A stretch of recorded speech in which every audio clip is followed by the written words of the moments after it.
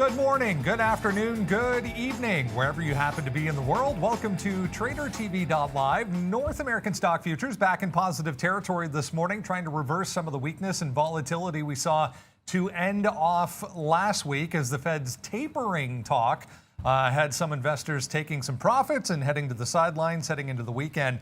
All eyes and focus this week for investors in the market overall will be on the Jackson Hole virtual symposium coming up this week, where the Fed will give further hints everyone is anticipating as to when that tapering could begin. On the week last week, the Dow ended down 1.1%, the S&P off about 0.6% by the end of the week, and the NASDAQ 0.7% in negative territory when all was said and done on Friday.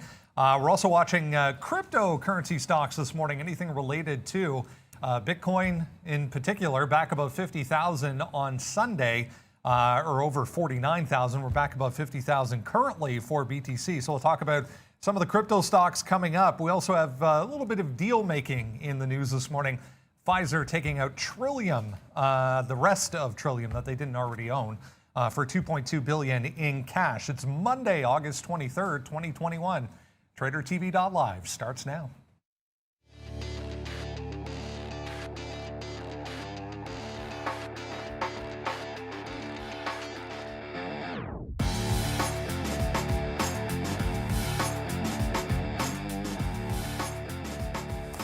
There we go. Some positive numbers to kick things off this morning. The S&P 0.35 to the upside. You can see the Dow leading right now, 0.45. The NASDAQ slightly higher as well. Crude oil with a nice bounce back. Remember, last week pretty negative all week long, 3.6%, or 3.2%, I should say. It's Bitcoin that's up 3.6%.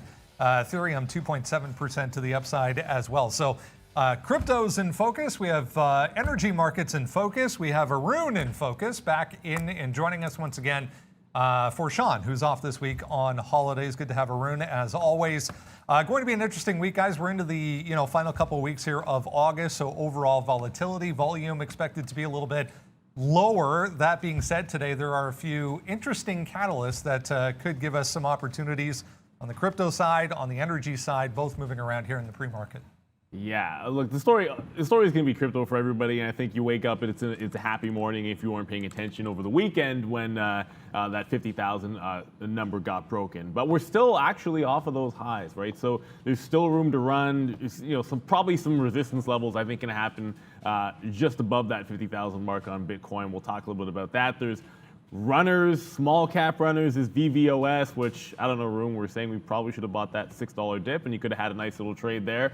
But that's not all that's on the move. There's bad news for Uber, at least, but I'm pretty excited this morning. Jacked, I mean, NVIDIA, like we were mentioning last week on Friday, Arun, it's through that high, so you get that all-time high pre-market, but AMD is set up for a bit of a break there. I was just saying in the chat, 106.20 looks pretty good. So we'll lock those loaded and get them ready to rock and roll. It looks like a good Monday so far. Market's green, Ms. V's in green. Arun, as cool as usual, I see. Yeah, there's a lot happening, especially with the futures, right? That run on Friday, we never ever came back. We never got any selling off of it, and they're trying to extend that even further today. So that opens the door up for some more activity to the upside. You have a lot of stocks moving around. Obviously, some big movement specifically in the Chinese stocks. So it doesn't show a position, but I do have a pre-market position in BABA, 158.53 long, with the 157.50 stop. Again, it's pre-market, so it's going to be fairly thin. But for now, that is the long that I've got. I'm also looking at JD, trying to catch a long there as well, and even possibly Uber. Even though it's been down, I'm looking at Uber trying to get a long in the pre-market as well on that. So there's a lot of opportunity coming into the day, especially with the futures, the way they're heading and the direction they're heading in. I think this should open up the doors for some interesting trading, even though you're expecting some quiet activity towards the end of the month.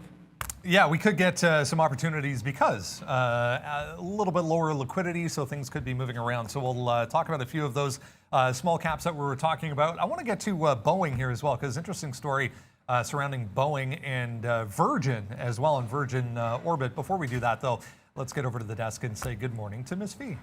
Hi guys, it's Monday finally. I hope you had a great weekend and ready for a productive and profitable week.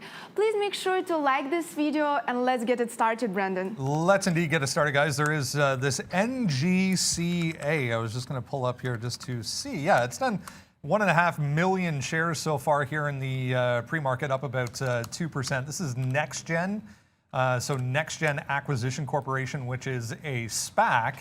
If you remember, Virgin's Orbit was going public with a merger with this SPAC. But news this morning suggesting that Boeing could be in on this deal as well, 3.2 billion, the total value of the merger. But both Boeing, it would seem, and this little tiny SPAC, guys, up on that news.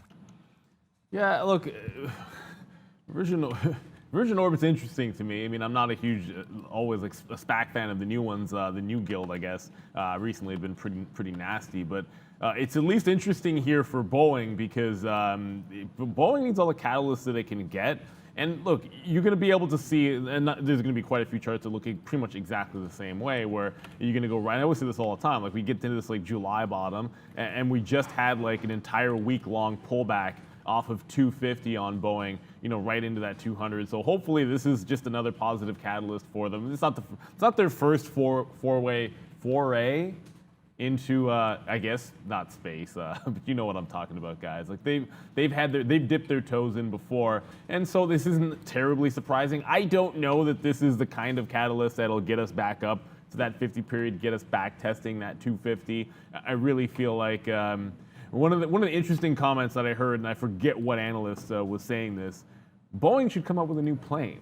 And that would be a fantastic thing for them. That's probably a long-term type of play, and I'd like to see them get back to the roots, because one of the reasons I love Boeing is because it's an oligopoly, duopoly. I mean, it's really just them and Airbus, really. So you'd like to see them get back on and doing what they do absolutely best. Hopefully this is a decent catalyst that gets us started to the upside. It doesn't hurt that when you had a negative week last week, and the market looks like maybe we're going to be bouncing off of that. I know Jackson Hole still has to come. That doesn't hurt Boeing here, putting in a higher low and then maybe getting that juice back up to like a 230. I don't know if it'll be a day trade for me.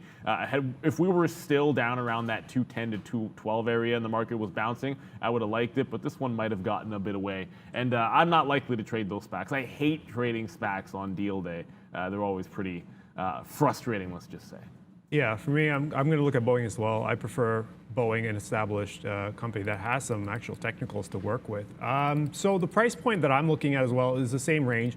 It's about that 212 toward 210 area. If you decide to go for the 216 long, where we're sitting now, you're going to run into action or sell side activity at 217, 217 and a half, 218. There's a lot above you. In terms of risk reward, I'm not sure if this is the price point. But if we do get into the 215 to 214 and a half, you could potentially take a low risk shot with a 214 stop. But again, it's a delicate situation. Given how $200 stocks move, it doesn't take a whole lot to get it going. So I'm just going to have it up, but it does need to set up for me. So I'm going to let this one kind of spend some time trading, give it a half hour after the open to let it trade around a bit, and then I'll kind of go ahead and make a decision on this. But for now, all I've got now that we actually show the positions on the board, I've got BABA here at 158.50. First target's going to be just over 160, just underneath 160 half. I was initially going to actually go for a long on JD.com around the 64.50 area. I pulled that order. I don't like the way it's moving around after the high that we got on Friday. Yeah. So, I mean, for now, those are the only two, and we'll see what else Brendan has for us. Yeah, JD with a earnings beat this morning, so we'll talk about JD coming up on the list this morning. I want to mention another Chinese company here, guys, DD Global. A little bit of positivity this morning as far as price action is concerned after about 10 or so days overall to the downside for DD Global. It's up 2.5%. Not a lot of volume here, but if you remember back on Friday, they came out saying they're going to restrict how much data, first of all, these companies can collect and then hand it over to a third party. That was after the Chinese government said they're also going to force DD Global to take a smaller share as far as some of their contractors are concerned. But first day in a while, guys, showing a little bit of life here, at least for DD. Yeah, it's not a bad looking chart. I mean, I want to get to DD in a second, and it's a good look that you got them out there. But Nick W., That's a look. Obviously, it's a fantastic buy if you've got Trillium being purchased by Pfizer for $18.50 cash, and I can't say that I disagree with your assessment that you want to be a seller. I know it's at $17.70, and that's not really $18.50, but these things have dragged out a little bit longer than anticipated, at least recent deals. So it does make a little bit of sense to me if you want to take some profit out there.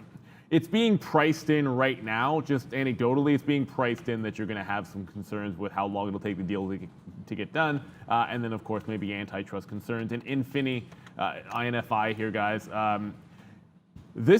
Look, I actually would like an entry like this for a breakout style trade on INFI. I don't know that I liked it as much as Trillium. It's like basically not even moving at all either. So, I mean, I don't absolutely love it. If I looked at this chart and was looking for an entry point, I'd be wanting it to come back into like a 250, maybe even a 2/4 mark, which it does feel like it's been trying to do on a bit of a pullback. But look, if you like something here, it's not a horrible price point. I just think I'm sort of with you. For a lot of people that look at that Trillium, see that monster premium, right? Like it was a $6 stock, and now you're getting almost a triple up there. It's hard not to take the money off the table, and I tend to agree with it. Even though, yeah, okay, fine, you can get $18.50, but when's that going to be? Like end of Q1 next year?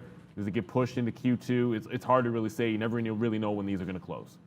Yeah, I'm looking at DD, and here's what I've got here. If we get above 770, that would get us out of this little congestion area slightly, but then you have to worry about what's between 780 and this gap here up through the 10s. So for me to feel comfortable going long, it would have to clear 810 at least. And then we can maybe take a shot towards 850. But at 760 or 770, where we would get above this little action zone, what would the risk be? If it can be 10 cents, if I can get 770 and put a 760 stop, I'll go ahead and take that. But if it's got to be more than that, at the moment, it's just kind of going sideways. So it all depends on how it trades towards the open. If we get above 770, then I can take a 10-cent hit and see if we can get towards 8 even. But if we're just going to kind of mess around, go down to 750, come back up, I want no part of this. But 810 seems to be the area to keep an eye on. Talk about Orphazyme here, guys. One we've dealt with many times in the past as far as small caps are concerned. Back on the move this morning after some positive data was released on one of their recent trials for one of their top, as far as the pipeline goes, one of their top prospects is, as far as drugs are concerned, in a peer-reviewed journal over the weekend. So 14% here for our friend Orphazyme. Remember, this is the one that, going back a few months, had that epic short squeeze all the way up above 70.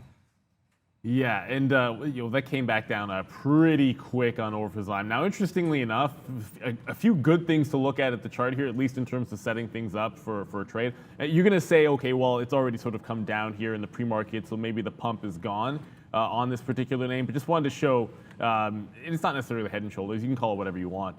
You got this 650 level on both ends here, and the last time we had a bit of a spike, got right into that $7 range, and then you had a pretty obvious fall and then consolidation, right into that $5 mark. So that lends me right into shorting on any kind of strength. Now I'm looking 6 first. I'll look 6 first. I'll look 650 as well. The stock likely to have some support down around 5 to 5/4. But typically speaking, when you already get the selling going in, it's done a 1.3 million shares worth of volume, but you wouldn't know that by looking at the level too. It's absolutely, it's like watching paint dry for something that actually has some pre-market volume here. So that doesn't always lend itself to a big, strong move. It's possible that right at 9:30 or going into the open, you actually get some buying come into this name. And if that happens, I'm looking 6, then I'm looking 650. It's a little bit easier to head to the south side on something like an Orphazyme as opposed to when I look up, because I'm watching VVOS here, as opposed to something like that I was about to say. Although VVOS is now breaking 6 even, so that's showing a few kinks in the armor right now. Orphazyme. My skill set is not geared towards trading stocks like this. I don't know what to do with it, so I'm not even going to bother looking at it. We'll let Neil trade it. So I'm going to move on. I do want to, there was a question in the chat. It's like, Todd, he's like, I'm looking at DD, are you looking at the long orders, or am I looking at or why, since the level 2 is stacked, why do I not care at this price? Well, the level 2 is easy to manipulate in the pre-market just because it's super thin, and you can enter and you can leave the order for a few minutes knowing, within the rules, and it won't get filled, you're fine. So I try to stay away from what I'm seeing on the screen, and I'd rather go to the chart, and the chart doesn't really help right now on DD, so I'm just gonna wait for 810 or see how we trade after the open above 770. For now, I'm just gonna wait on more information before I make a decision on DD. Yeah, a few people talking about NIO, guys. We'll talk about Chinese EV makers here in a second, but I also saw a couple of people mentioning this one, VVOS. VVOS, if you missed it, FDA ruling, I guess, a positive ruling there, 510K, whatever that means, for a sleep apnea device that they have been working on. So crazy volume for that VVOS. But worth a look, guys, at some of those NIO, the Chinese EV makers, XPEV even a little bit positive once again this morning, coming off a negative week last week. I mean, these Chinese concerns or government concerns remain obviously in the background here. They absolutely do, and like I think where that sort of lies in for the EV makers is probably more on the like the data side, I suppose, because you're going to have things like GPS and autonomous driving down the line for most of these companies, and that's where you're going to have most of the concerns because they haven't been targeted directly, right? So this has mostly been, to the extent that any of them have gone down, it's just been fallout for the entire sector and people pulling money out of the Chinese listed names. But look, this talk about like putting in a higher low, like it's already putting in, like NIO's attempting, I should say, to put in a higher low off of this 35 area, and then this doesn't quite look as good as. If you pull up the chart of like your 15-minute chart of AMD, which I was saying in the chat, and you watch that 106.20, it's not going to look quite as good as that. But you do have this 38 area lining up. That's Friday's top. There's a little chop here though, because you did have on Thursday it get through that 38 and then fail a couple of times there. But it is consolidating up into that pre-market. So I'm looking at 38 top break. Like I said, it doesn't probably look as clean as the AMD, and there's certainly more momentum I think might be in the chips today, but it's hard to ignore. You know what happens when, you guys have all seen it, right? What happens when NIO actually makes a bottom and then does one of these little bit of a breakout. So it wouldn't really take much for us to see that 40 mark, and it's going to stand out, of course, that 39.60, 39.65 or so is going to be a bit of a level. So even if 38 gives a bit of a break, I'd expect, even in the best case scenario, you're looking at that $1.50. Where it's going to run into some obvious resistance on NIO, but I'm looking at that break for today. I'd love to see a little more volume in the pre-market. That's probably the only thing that doesn't have me like super in love with it, but like I said, we like that one. We like the chip names. I'm still looking for a way to get into NVIDIA as well, because that's the break that got away because it happened early in the pre-market, or it gapped into that break, Arun, I should say. Yeah, NIO. Not a fan of the chart. Look at this chart where we get into, like Neil said, we get into 38, we get into this congestion going back a few days to the 16th, 39, 39.50, and then you wonder at 39.50, you might as well go to 40. So we're still $2.50 away from that. If we get to 40 and then we kind of set up a little bit, then you might want to take a shot. You may be able to take a shot. You have the ability. But at this point, it's going to be a delicate trade if you try to go for the long, because then you're running into resistance points all along the way until 40. So it's better off spending your time and your energy looking at stocks that are set up more cleaner than this. So I'm just going to set NIO aside and not even bother looking at it for the day. Let's talk a little Tesla here, guys. On the other end of the scale, as far as EV makers are concerned, we had a bit of a choppy week, to say the least. Last week, some catalysts, both directions, coming off their AI day. Really didn't do a heck of a lot here on Friday, but there was some initial strength. We're back to the upside again for Tesla. 690, and then I guess 700 would be what you're looking at today. Yeah, I mean, you pretty much got it dead to rights, Brendan. But we've talked about this 700 level, and there's going to be, look, there's a bigger one above that, and we've talked about like 7 quarters, 730 being big time resistance, and you sort of go over here and see what's happened every time we've rejected off of that 730. Pull it out even a little bit further, so you guys get a really good look at this. Is at 700. I've shown you guys this look a few times here. You get this 700, tops quarters, tops 30, and then we're right back into this middle of the range. Now, the market's looking pretty strong, obviously, so it's for me to say that I want to come in here and fade a Tesla.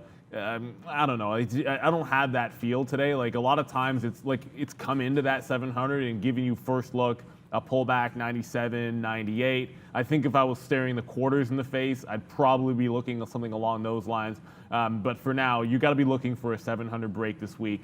I don't know if we get that today. Like, we're a good $14 away. So it's probably a tall order asking for that today, but maybe a dip into that 80 level could provide a bit of a buy. There's a lot of price acceptance going on here. At least there was a lot of price acceptance going on later in the week between 75 and 80. And then even into the selling, that's where you saw this thing stabilize. So I'd like to see maybe Tesla do that one more time here, test up to that 700. I'm more inclined to be interested in a break of 700 this week on strength in the market than anything else. And let's see if we can't find a bottom. If we do fall off, find a bottom in that 3/4 range and maybe even that 80. Tesla, well, this is one of those stocks where everyone loves to play the momentum side of the move. If it breaks, you try to get in and you try to run the break, and as far as you can, you try to take it, right? But understand, when a stock starts doing this, starts going sideways and the range is fairly wide, you could open the door for potential range trading if you can kind of change gears like that. Otherwise, just wait for that clear 700 break. That would be the easiest move. 690 is right here, but keep in mind 690 can easily be just pierced and come back down because we are somewhat tight inside the range. So if you're open to the idea of range trading, you might want to go ahead and start looking at shorts. Again, if you're open to it and you're done and you're more patient with it, then yeah. But if the easiest trade you want is the break, I think 700 has to be the way to go. Again, this is $600 and something stock. For me, the cutoff is 500, so I'm not even going to bother looking at this, regardless of how it sets up. This is just outside of my price band in terms of trading. Brendan's got some upgrades and downgrades, I believe. Yeah, a number of interesting ones again today, guys, to pass along. A few on here that we were talking about last week. Macy's, one of those. Remember how strong the retailers were last week. Deutsche Bank giving a price target upgrade to Macy's, Dollar General, CRM, BJ's Wholesale. Root Insurance, I noticed, was negative initially, kind of went positive on light volume. Yep, Wish back on the downside. There's Deere here and Big Lots as well.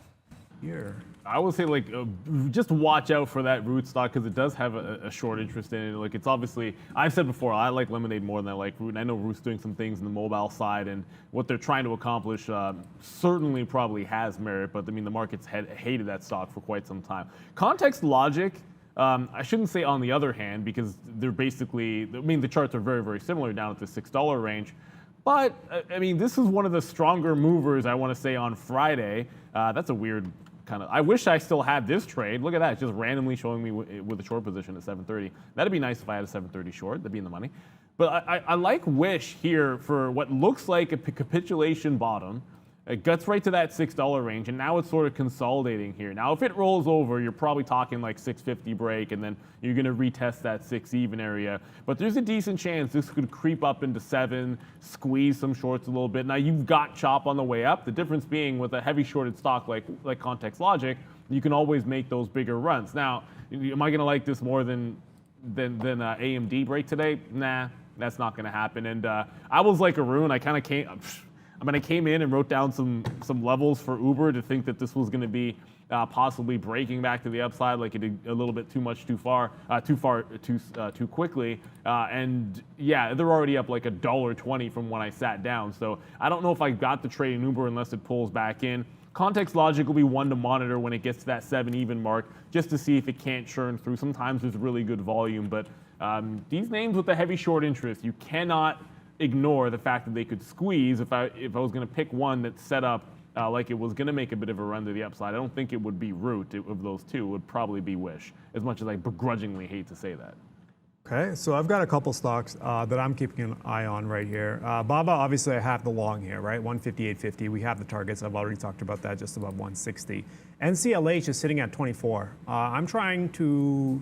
I'm waiting actually to see if we can't get above and stay above 24. If that's the case, I'd like to get on NCLH on the buy side with a stop of 23.50. So it's about 50 cents. In terms of risk, it's going to be about 50 something cents once I get into it. So that's one option. The second option is AMC. I'm looking at 35.50. If we can get above and stay above 35.50, that's another long I'm looking at. And of course, we have JD.com, which I'm keeping an eye on. I've pulled the order on JD.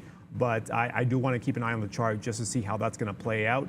And actually, okay, you know what? I've got a bunch of stocks marked off. I'm just going to rattle them off off the screen here. I've got Dash, I'm looking at 185, AMC, 35.50 with the 33.75 stop, MRNA at 33.80, a BNTX, 360 break or 380 break, whichever one comes first, PLTR at 25, FUTU is a 90 break, Hood 47.50 potentially, NCLH 24, Uber I'm looking at 38.75, and JD I've talked about already. So few stocks, that's my alert, I guess, list. Whenever the alerts go off, I'll let you guys know if I end up taking a position on those or not.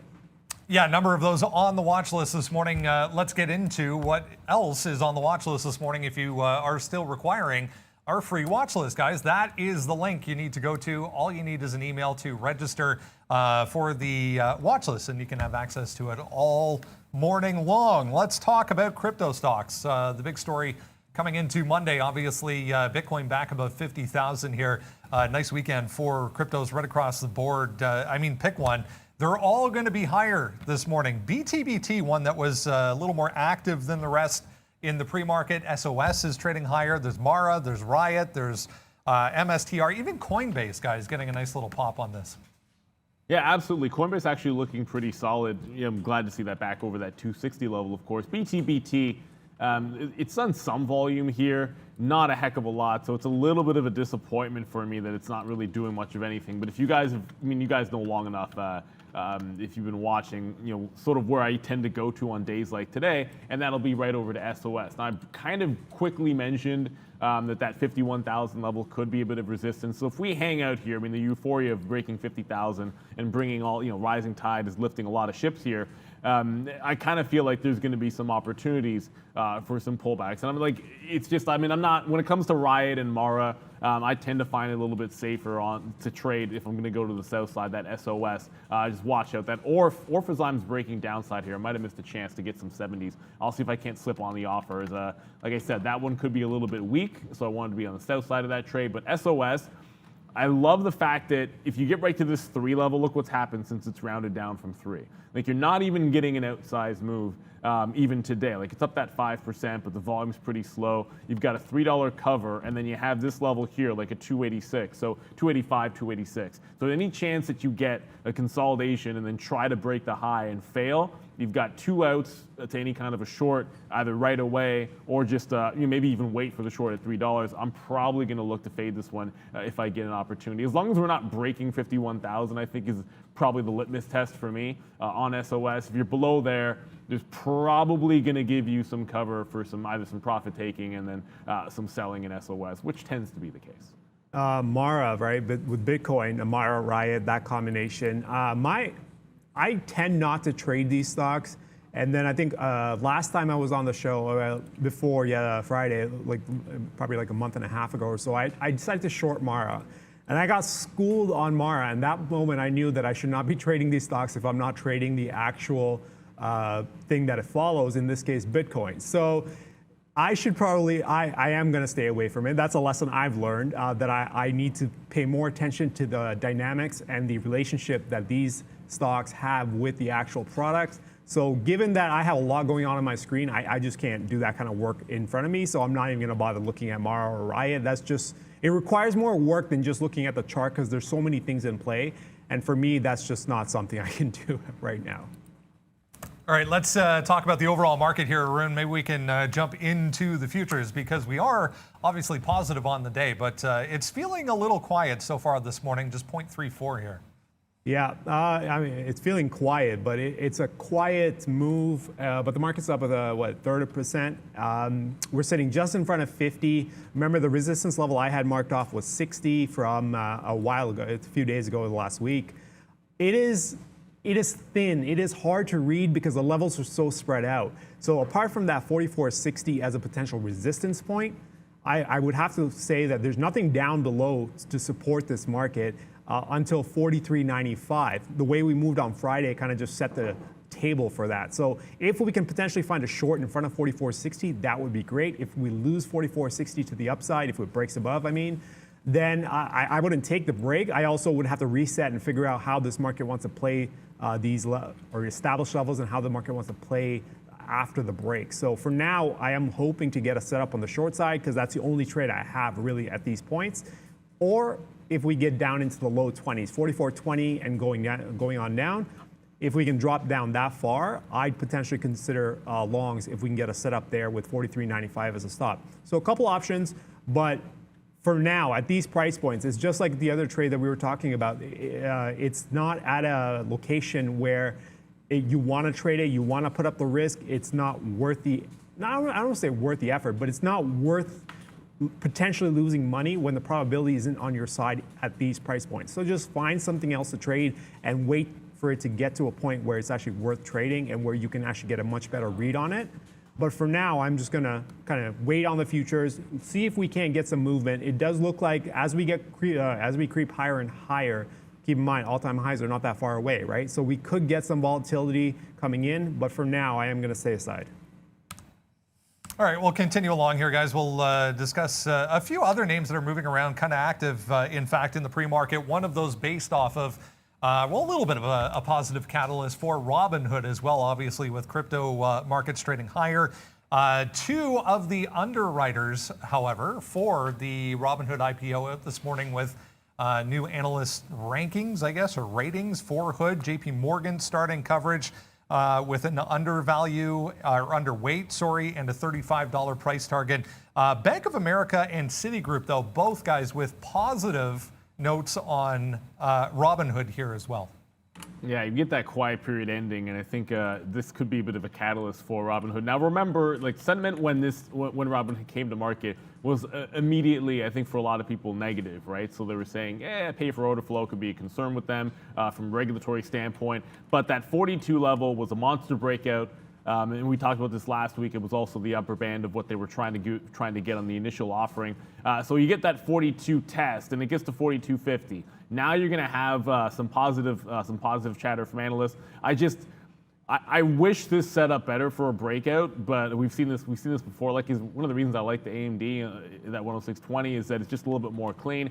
This is about as ugly as it would get for like a 45 break. It's just a heck of a lot of chop, and then you get that 47 mess here. You had an absolute flush out all day long, starting at a 45.70 top. Now, if we can pull back into 43 half, somewhere in that range on Robinhood, that's where I'd love to be able to pick that one up. I'm kind of feeling the same way about NVIDIA right now, where it's just sort of sitting at that 210, 210.80 area. I'd love to see it get back. It doesn't have to break the previous high, that 208.75 all-time high, but if it gets down into like that 09, 25, 09.50, that could be a range for NVIDIA. Similar with Robinhood. Like to see us back in that 43.50. Just getting some shares of Orphazyme here to the short side. It broke down that 570, so just sitting patiently, trying to pick up some on the south side. That stock, although it's up 13%, really slowing down on the momentum aspect. That's why I like the short there. But Robinhood, I'd only be buying it on the dip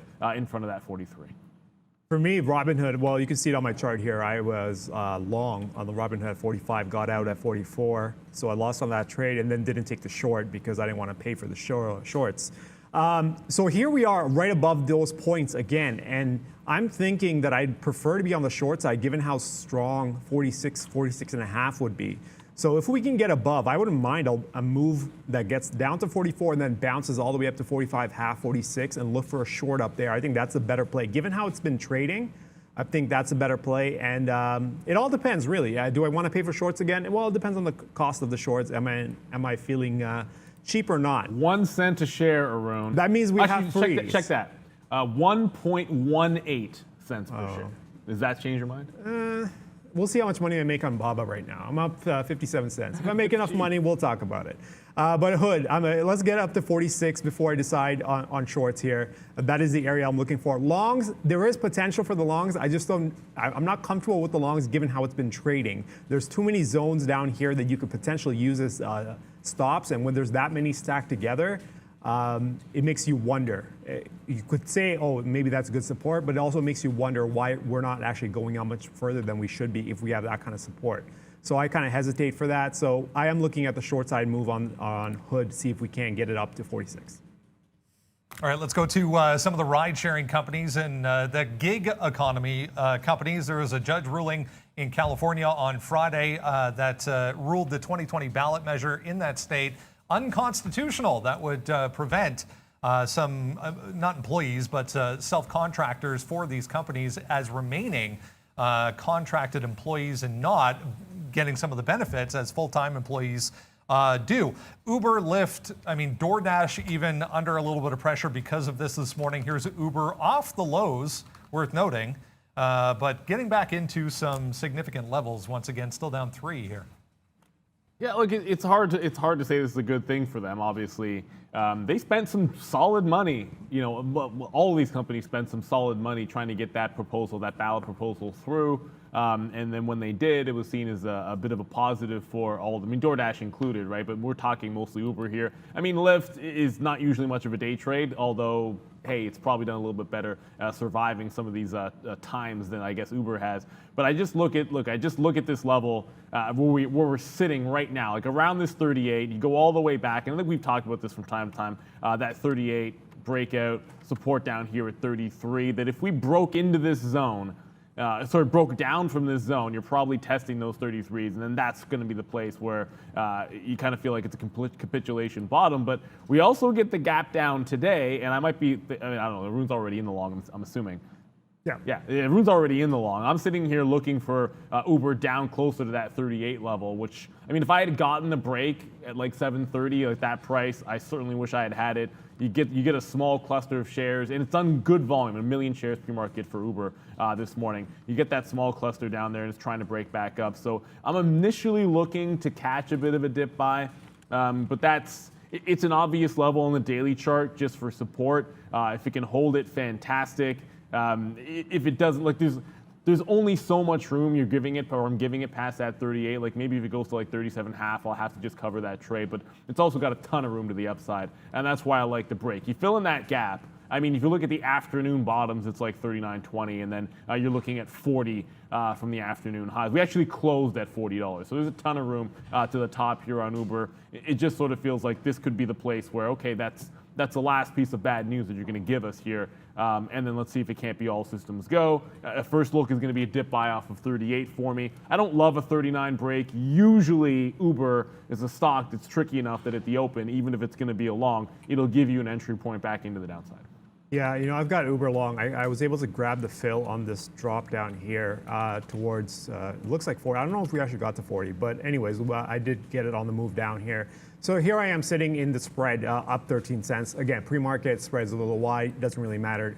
Can't really get too excited about that.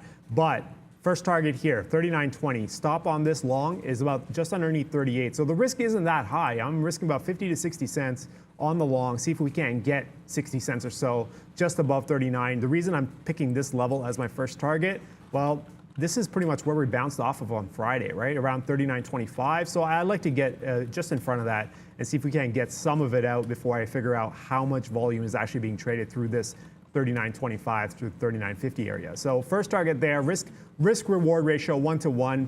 Target 1 is sitting just before potential resistance. So I'm happy with that entry. I'm happy with that price. We'll just, move on from that. The other one I wanted to look at was Dash, actually, because it's part, I don't want to say it's part of the same combination of stocks, but it is.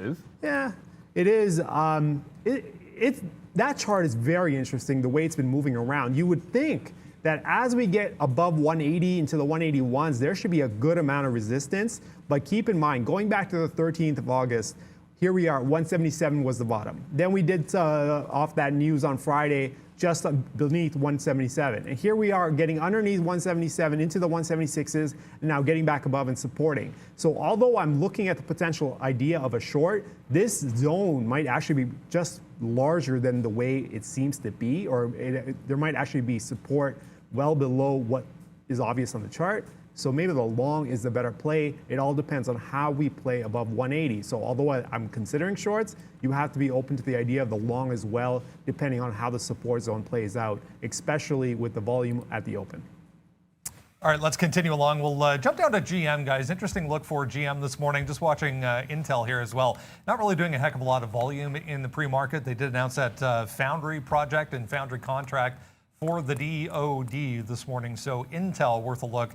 up about 0.6%. General Motors, though, announcing this morning they're down significantly, still off the lows as well. But $1 billion hit coming in relation to the Chevy Bolt recall. They've expanded that now to a further, I believe it's about 70,000 vehicles, in addition to what was announced back in July when this story first surfaced. So that's a big number when it comes to this recall.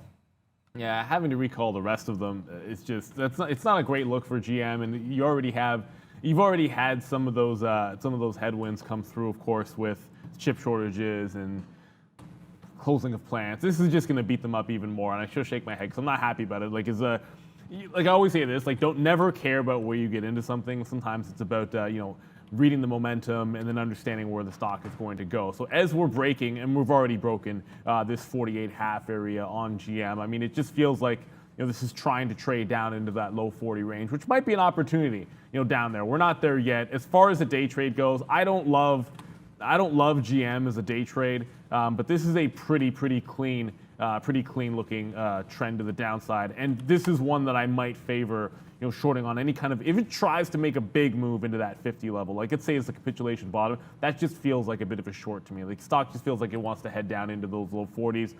So on the extent that I might trade this one, if I see at 11 o'clock, sort of grinding very slowly into either 49 or 50, that could be a bit of a fade. But as far as the bottom pick goes, like I just like Uber for the momentum, catching a bit of a bounce. I'd rather play maybe like a Robinhood heading back into the upside than try to pick up GM here. Although, I think long term the company is probably going to be fine, and in fact they're almost likely certainly going to be. It just feels like this stock wants to trade down to that 42 range because you're already breaking some of those lows, whereas Uber on a similar looking chart is, on bad news, bouncing off of that support level that it gapped down into, as opposed to trading down through it. So that's why I would prefer Uber to the long side today. GM, right? I'm looking at the extension towards the downside. I don't like the idea of going for the long here, and I'm not sure where I would put the stop if we actually got above 48.50. So if we break to the downside, that actually opens the door up, because then you can probably get a new stop. You can get an open door towards the lows. That's probably the better play for me for GM. We're already down 1.43%, and then see if we can't get a move to continue on. Right now we're sitting about 60 cents from that point. If we're going to go from here. We're going to either go straight up into resistance, or we're going to break down through the support and through 47.50 towards the low. So I prefer that option than the one that goes up and looking to short into resistance. Saw a few people talking about the vaccine makers and why Pfizer was not up with BNTX. Obviously, with some deal making this morning, there's a few other catalysts surrounding Pfizer and a few other storylines surrounding Pfizer. But BNTX, I just noticed here, breaking back to the downside a little bit, back below 372 quarter. 372 needs to hold, or this thing could be in trouble as well. But yeah, 6.5% here for BioNTech. The UK saying today, the second half of 2022, they will make their vaccine available, and also ordered 35 million doses from Pfizer and BioNTech. Yeah, look, with Pfizer, just note they're spending a couple $1 billion on Trillium, right? So, the price action might be a little bit different than you're expecting. Sometimes there's just some selling that comes in with a deal like that. Although recently, they've been treating these acquirers very nicely, despite the fact that premium is, look, obviously Trillium, they're paying like 3x for. Now, BNTX here, as Brendan just mentioned, if you're going to get that final designation, or I guess the first, that'll get full designation from the FDA.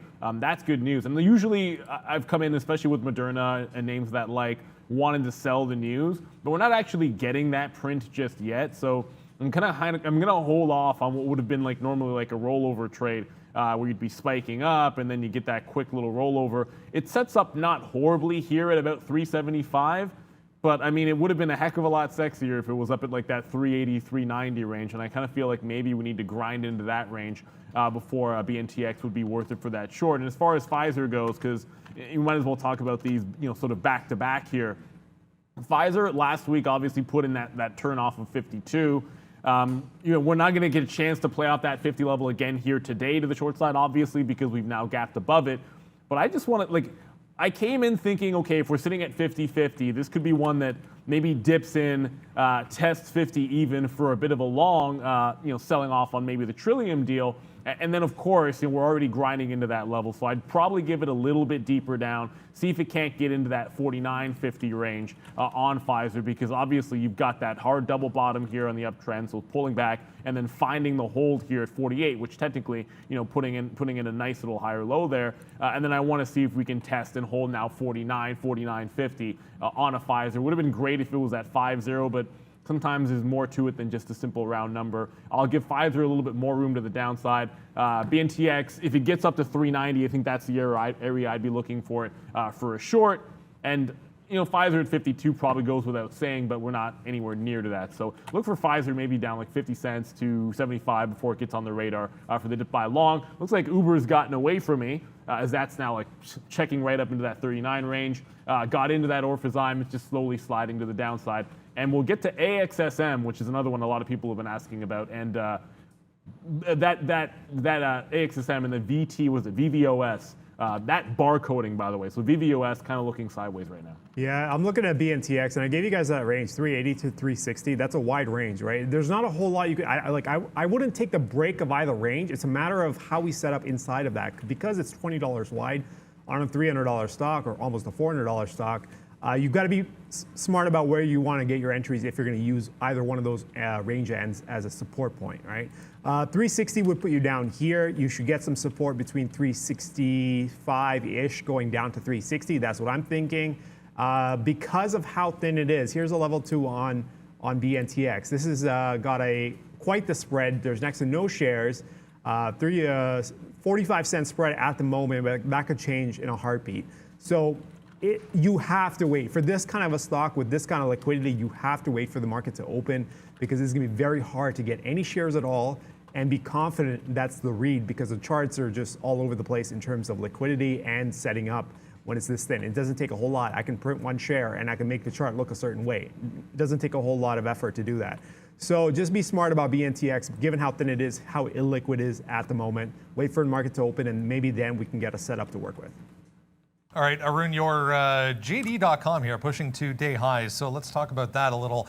The Chinese e-commerce company obviously reporting better than expected results and record new users for the current quarter. So a nice pop here, 3% for JD. Sweet. So yeah, I'll talk about JD then. So JD.com, I was looking initially at the 64.50 break. Let me just pull that up. 64.50 break is what I was looking at. And then I had pulled the order because I had then realized that there was actually some action through here, 65, that I wanted to avoid. It would have made sense to take the shot there. Even though the risk was only going to be about 50 to 60 cents, I wasn't confident at that point to take the shot at 64.50. I probably would have gotten the fill too.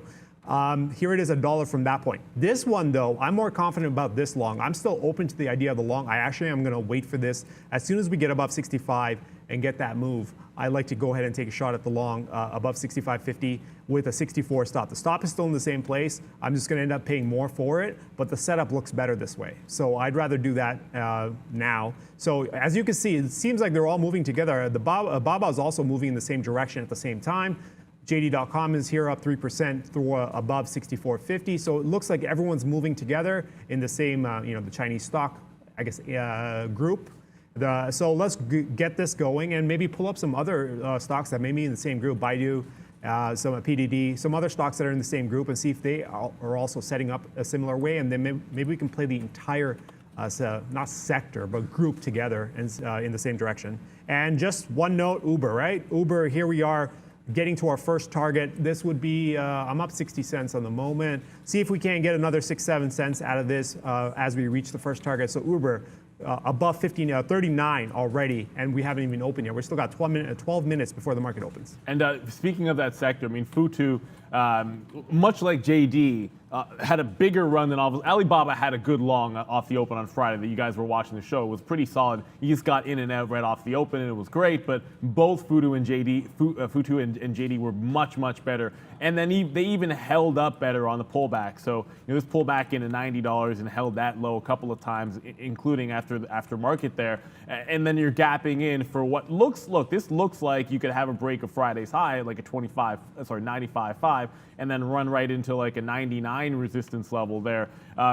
I look at this setup and says patience. Like for sure we like a long in front of 90 on a FU2. This stock does not do as much pre-market volume, so obviously you can take these levels with a bit of a grain of salt here and then give it a little bit more room to run. But if it's not going to get all the way to 90, let's look back, check back if it even goes to like a 93 on FU2. I never want to ignore this stock anymore after, we did this last week sort of analyzing and saying, why was I looking at Alibaba when this gave a much better day trading opportunity? Sometimes even if it's thin, the win is there. The other day on Lemonade, it was the easiest $2 win that you could have. So you had to suffer through the fact that the stock was a little bit more thin. But I like a FU2 here, maybe dipping first into like 93. And if I see that 90 in front of it on a dip, I'd love to be able to catch that.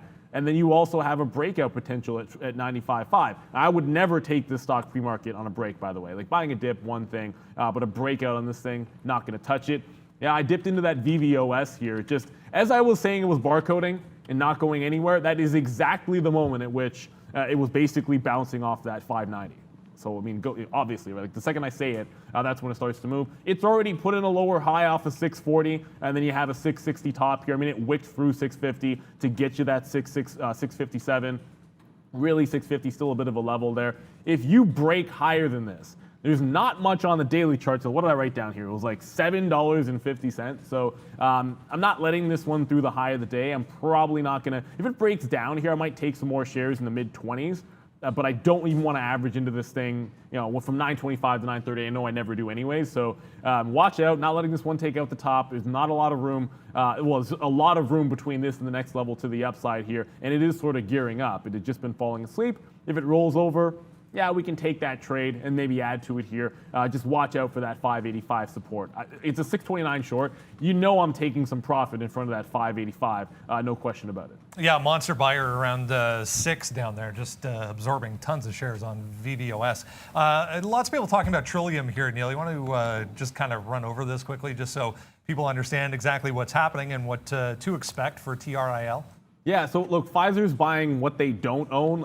They already own a substantial position in Trillium, and they're paying $18.50 cash for the rest of it. Now, look, it's trading at a sharp discount. You're going to see a lot of executions on my chart for this, and I know it's going to be, I apologize, because it's going to be a little bit distracting, obviously, but I will be spread trading here, like make a couple cents here, make a cent here, make a couple cents and a penny, in and out flat, like doing all kinds of stuff with the stock inside of a tight range, but it is trading at a very, very large discount. It's at 850. Like you can't explain away 75 pennies from the deal price, which is going to amount to like a 4 or 5%, 4 or 5 point a discount from. It's just really, really far. Sorry, not even. It's more than that. What am I even talking about? But like it's going to be a very, very tricky stock because it can now squeeze in either direction, right? Because you still have, and I'll look at level 2. You still have day traders that are going to spread trade this as if it was trading at like an 820, 825, where it's more the time value of money for the next couple of quarters there. Rates are super low, obviously. Watch out, that VVOS could take out the top here, but I got my stop order locked and loaded. Where this thing could squeeze in either direction just because of how many shares are being traded at each price level. If it drifts 5 or 10 pennies, people start getting squeezed. Like too many people long day trading, get stopped out, and all of a sudden they're in a world of hurt, and the stock goes down to 750. If it flushes to 750, I'm probably going to be a big time buyer, scooping it up in that range. If it pops to like 8 to 820, I'm probably going to wait for it and then be like a big short seller in that range. As far as most people that are retail trading, I don't know if it's for you unless you get an outsized move in one direction or the other. Right now, there is clearly some antitrust and competitive risk being put towards this. And on top of that, probably thinking that it might take a little bit longer to close. But that's a huge premium. It was a $6 stock. Now you're going to get an $18.50 a deal price. I just don't think for most of you guys looking for gappers, this is going to be your cup of tea. You see it up 190%. Unless it makes a move and you're fading it or it drops like a rock on a squeeze and you're picking it up for cheap, then probably just stay away from it altogether. All right, guys, a couple more to discuss. Bottom end of the list, here's one of them, AXSM. A few things to be aware of. This is super, super thin. Not a lot of liquidity here at all. It's already been as high as 31 after starting the morning around 21. So $10-ish move. So you're going to have to give this a fair bit of room. 26.75 up to about 27 was already a bit of an area in the pre-market here if you're looking for a resistance point. Just actually broke down from 26 further. So Heads up at this support level as well. If it does retake this support level from the pre-market, it probably retests 27. Otherwise, lots of room to the downside, but tread lightly on AXSM. All right, just a couple updates on my positions. Uber, I was able to actually get some out just in front of 20. Again, that was the first target, right? I'll let you guys know why, because of what happened on Friday. So we were able to get out and lock in about 64 cents on half the position. The trail stop has not moved, so I'm going to leave it as is. It's still the original stop down below 38, so we're going to leave that as is. And BABA is as well. It's up $1 and change right now. I've got 58.53 long. We're sitting at 59.60. First target is just underneath 160 half. I mean, it is hesitating at 160 even right now, but what I am banking on right now, at the open is, we're 5 minutes from the open. We still have an imbalance to come out. If we can get our opening flush through 160, I'm hoping to get out on that rush on the stops. If we can get stops run through 160, if we can get, I'd like to get out on that stop run. And again, that's conditional, right? It has to break 160. It gets volatile. I'd like to get out on that. And then from there on out, we can manage the position. This trail stop on this has moved, though. I've moved the trail stop just underneath 159. If this comes back off of 160, then I'll lock in my 35 cents or so and walk away from that trade.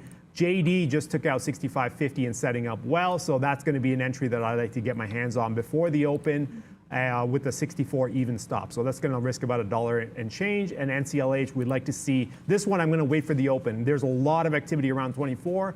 I actually want to get this above 24 and see if we can actually settle in and catch enough buying to support this move and not just an extended resistance zone. If we can get above 24 in support, then I think the long is in play on NCLH. So those are the 4 stocks I'm looking at going into the open.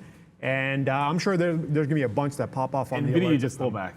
Oh, there you go. So we've been looking, obviously we talked about NVIDIA with just about 3 minutes to go until the open. We talked about NVIDIA last week, and just to, not fully adjusted, but just to quickly go over it, 208.75 was that previous all-time high. We gap above that after this long consolidation. And remember we said it's like, this could set up for something next week. We gap above this potential break. If we come back in, it looks like we're about to test it here. Might be a good shot in front of that previous all-time high, 208.75 to buy a dip. I still like the breakout in AMD as well. So if I get a 106.20 break on AMD, that one's going to be all systems go. At VVOS, I mean, like I said, I'm not averaging it. I'm not going to add to this position in the last 5 minutes. But if it does fail to get through 660 at the open, that could be a place to get more shares in. But now I suddenly am looking at also buying the dip in NVIDIA, in addition to having a bid on Uber downside in case we see anywhere close to that 38 level. I'm also watching that AXSM that Brendan had mentioned. I like this one setting up for that 930 like pop and roll type of idea. Now, I like 29 a heck of a lot better off of these levels here because it was support turn into resistance, but 27 is setting up just as well. Tons of room into the downside for that to go. If it gets bought, anytime you have positive news, you can get it bought at 930, and then the sellers come in and take profit. That's a setup that you know I love. So looking at 27 first and then 29. Just be careful, because if you're hunting the 29 level, it's trading at $25. So it could, if it punches through 27 in like one massive candle, you could be staring at an instant halt, which I don't want to get short on a halt. So I have to watch that one very closely to make sure I'm not shorting it right into an upside halt. But otherwise, all systems go for AXSM. Of course, VVOS, that one could be in trouble, but it has not broken that 660 just yet. Okay, just let's quickly take a look at the futures. What we're going to do with the futures, again, there's not a whole lot you can do, right? As I mentioned, I just want to do a quick update before, because the imbalances on the NASDAQ just came out. It may have been slightly negative. It's sitting at 44.54 and a quarter. This is an extended 5-minute chart, kind of zooms it out a few days, see what we're working with. 60 is the level to the upside. We need a setup in front of 60 for me to go for the short. There's nothing I'm seeing in the long side unless we get down to the 44.20, low 20 area. And I'm trying to use 43.95, this zone across here, as a support point. So potential long in the 25s going on down. If we keep on going up, there won't be another trade on the futures, at least for now, until we get a setup here. So I am long now 3 times. Uber, JD, and BABA, I've already taken some profit on Uber. But the rest, we are waiting to see how we're going to open. It seems like we're going to be opening very soon, in about a minute or so. And what else we have? I just want to quickly show on the imbalance side, there is a 1 million imbalance on Pfizer. that's pretty much it. I mean, NEO's only 300,000, Ford's only 300,000 to buy, DD is 240,000 to buy, but really it's mostly Pfizer up at the top here that's going to stand out. So not gigantic imbalances. That's not, it shouldn't be too much of a surprise coming in. And just worth noting here, whoops, I just went to Penn instead of Pfizer. But worth noting here, Pfizer does bounce off that 50 level. I said I wanted to buy the dip a little bit lower than that on a Pfizer, but 50 holding at least for now.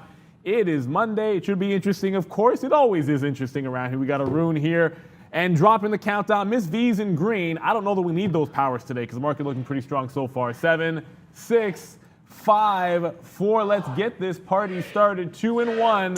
Bring it.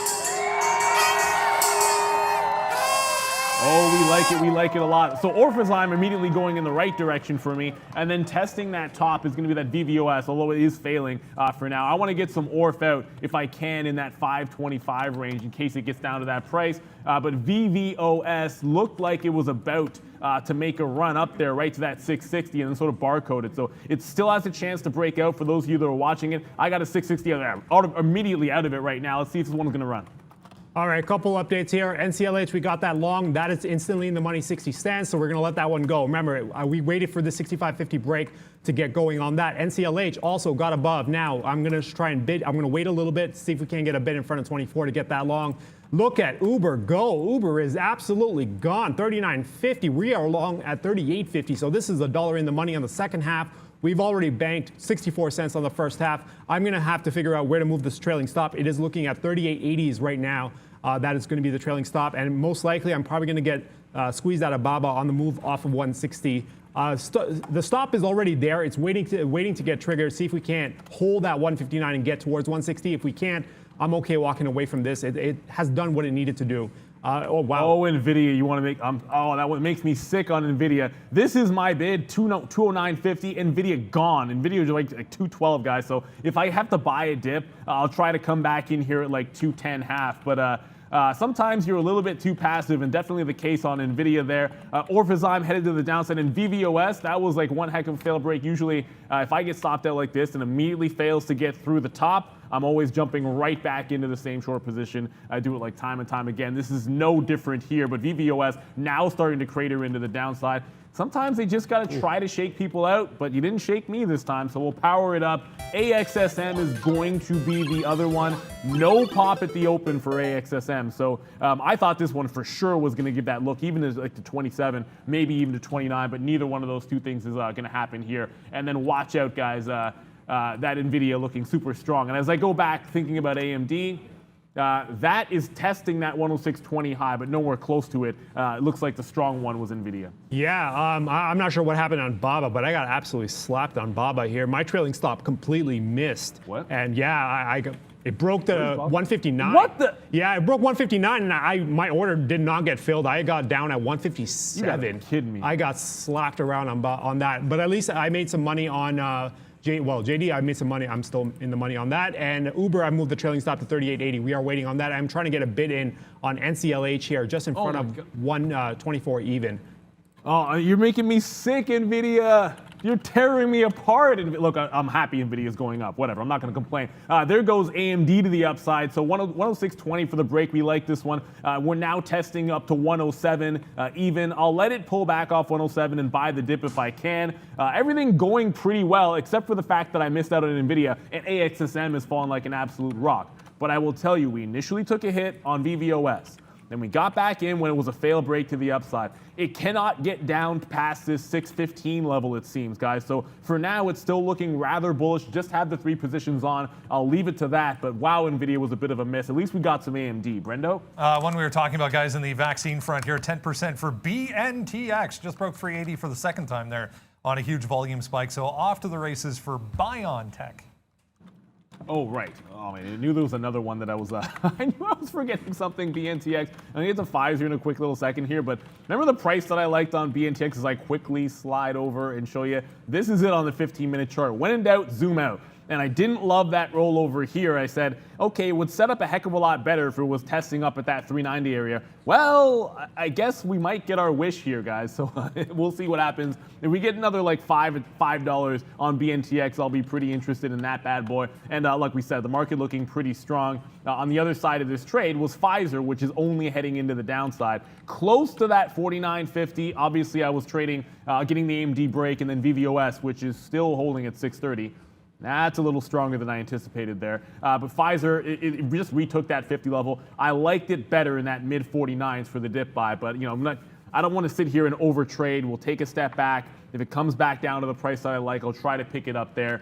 AMD, I wanted to see if we could catch a little bit of a dip as well.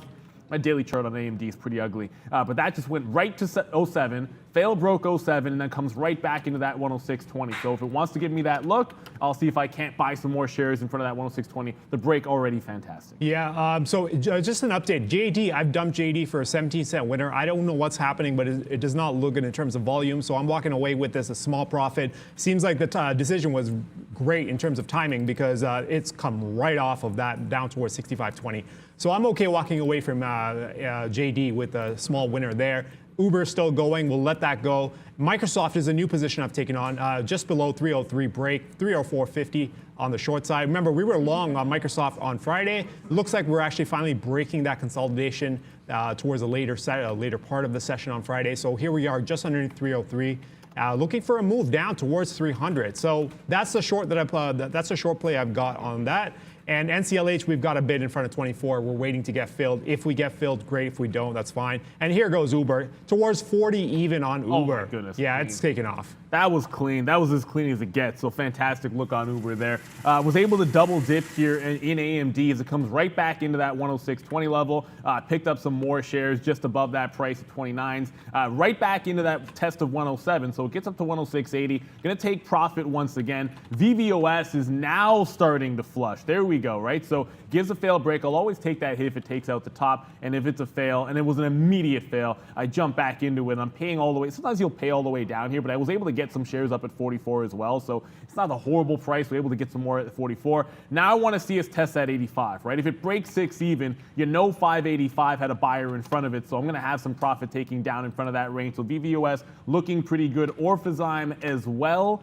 That one heading slower to the downside. This is the one that I feel like I can be pretty comfortable just holding on and sliding down all the way here. Might have this one for the greater part of the day. AMD looking fantastic. Oh my goodness, NVIDIA. So, it's frustrating for me because I can probably go ahead and cancel these bids. Look, I'm obviously not getting the dip. I try to pick, if I wasn't passive here, down below 210, I probably could have just paid up to 209.80 and gotten the long. But NVIDIA now at a 215. AMD now through 107. Just made a 107 quarter, the high of the day on AMD. So we're hanging on to those shares, about $1 in the money. A pretty solid start to the day. But I'm just sitting here thinking about the missed opportunities. And then here's another one, that AXSM. So good look for Brennan because that's headed straight down. I mean, and just no stop in sight. Doesn't look like this one wants to catch a bid at all, guys. So AMD is a good long for me, but I want to see if I can't catch a little something else. I see Airbnb on the move as well. Yeah, what's on the move? Microsoft, the one I just shorted, is on the move. Quite the move. It is ripping people's faces off, including mine right now.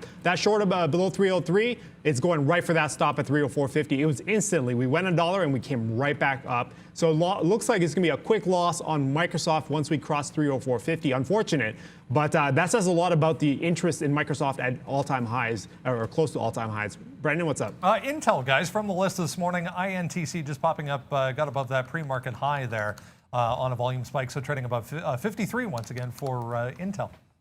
So if you see me in and out of that trill, I'm just gonna spread trade. I'm just gonna take like a few pennies at a time. But that Intel look, it's pretty interesting. Obviously that it's gonna actually make some moves today. But if you're gonna play the actual pure momentum, it's got to be over an AMD and Nvidia, which Intel. Look, I like the foundry play. You guys know that. I hold it in the long term because they're trying to restructure the company. It's just that look at what the stock does. They're a dividend payer. They're a little bit different. If it gets to like a 55 and can finally break out, look maybe like 54.5, it can finally break out from there. Maybe you get some outsized momentum and we'd watch it at those prices. But for now, I would stick to your AMDs and your NVIDIAs if you're going to be a day trader. VVOS. It's still testing to the downside. So obviously this still feels okay. but now holding the $6. Like, you watch this and it's like, yes, it's breaking highs and then it's holding these higher lows here, especially that 585 area and now $6. So there's a little bit of concern for me here that it hasn't already at least tested 585. If I'd gotten another leg out, I'd feel a heck of a lot better about this one, guys. And then there is Futu. This is the other one that we talked about. And Futu getting absolutely woodshedded here. And here comes that break of $6 on VVOS. So that one looks pretty good with Futu sliding down heavily. Now, this is right into that 90 level that we were talking about a little bit earlier on very, very light volume. So, this could be one that if it pops any further than this and catches a bid, there could be an easy $1.50 to $2 if this 90 is as good as it sort of looks here on the dip buy. Yep. Let's see what the only position I've got left now is Uber. Right? They tried 40 even once. Here's the issue I'm in now. I've already locked in profit on the initial move with the support zone at 39.20. Now we've cleared that zone. We're moving into the next zone, which is at 40. I want to see how we play around here a little bit more. If we get about 40.20, I actually might now get another well, I like to call them two separate positions. Essentially, it's not adding more.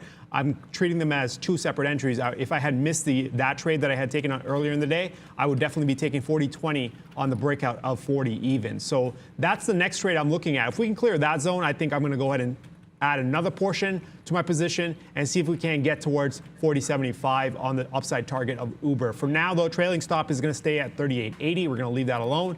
And the other one, NCLH, looks like I'm not going to be catching NCLH at 24. And see if we can grab AMD as well. It's taken off at 107, so that's not happening either. Look at NVIDIA, man. Brennan, what's up? Yeah, a lot of things very strong so far, guys. Here's another one. Boeing, 2.6%. Broke that pre-market high right out of the gate this morning. Hasn't looked back, so a nice look for Boeing as well. I mean, NVIDIA is actually giving a bit of a look here. It's checked up at 214.50, and now several times here with a 43 high, looking like it wants to break. now I've got this AMD, which is again about $1 in the money. I'm going to take some out. If it goes to like that AMD just did, I'll power that one up, give it some whiz action off whiz action. Oh goodness me. 107.50 is the high in AMD. Going to take some profit off here as both AMD and NVIDIA sitting right up at those tops. So in the case that there's a pullback, I don't want to get stuck not having taken any profit, but NVIDIA setting up for a possible 214.50 break. Maybe it has to pull back before it does it. And then AMD, good on the 106.20 break, good on the dip buy to 106.20. Gives you some looks in front of 107 and then off this 107.50 high. Now I'm holding the long here. I want to stick with it as long as we're holding that breakout price. I like us where we're at.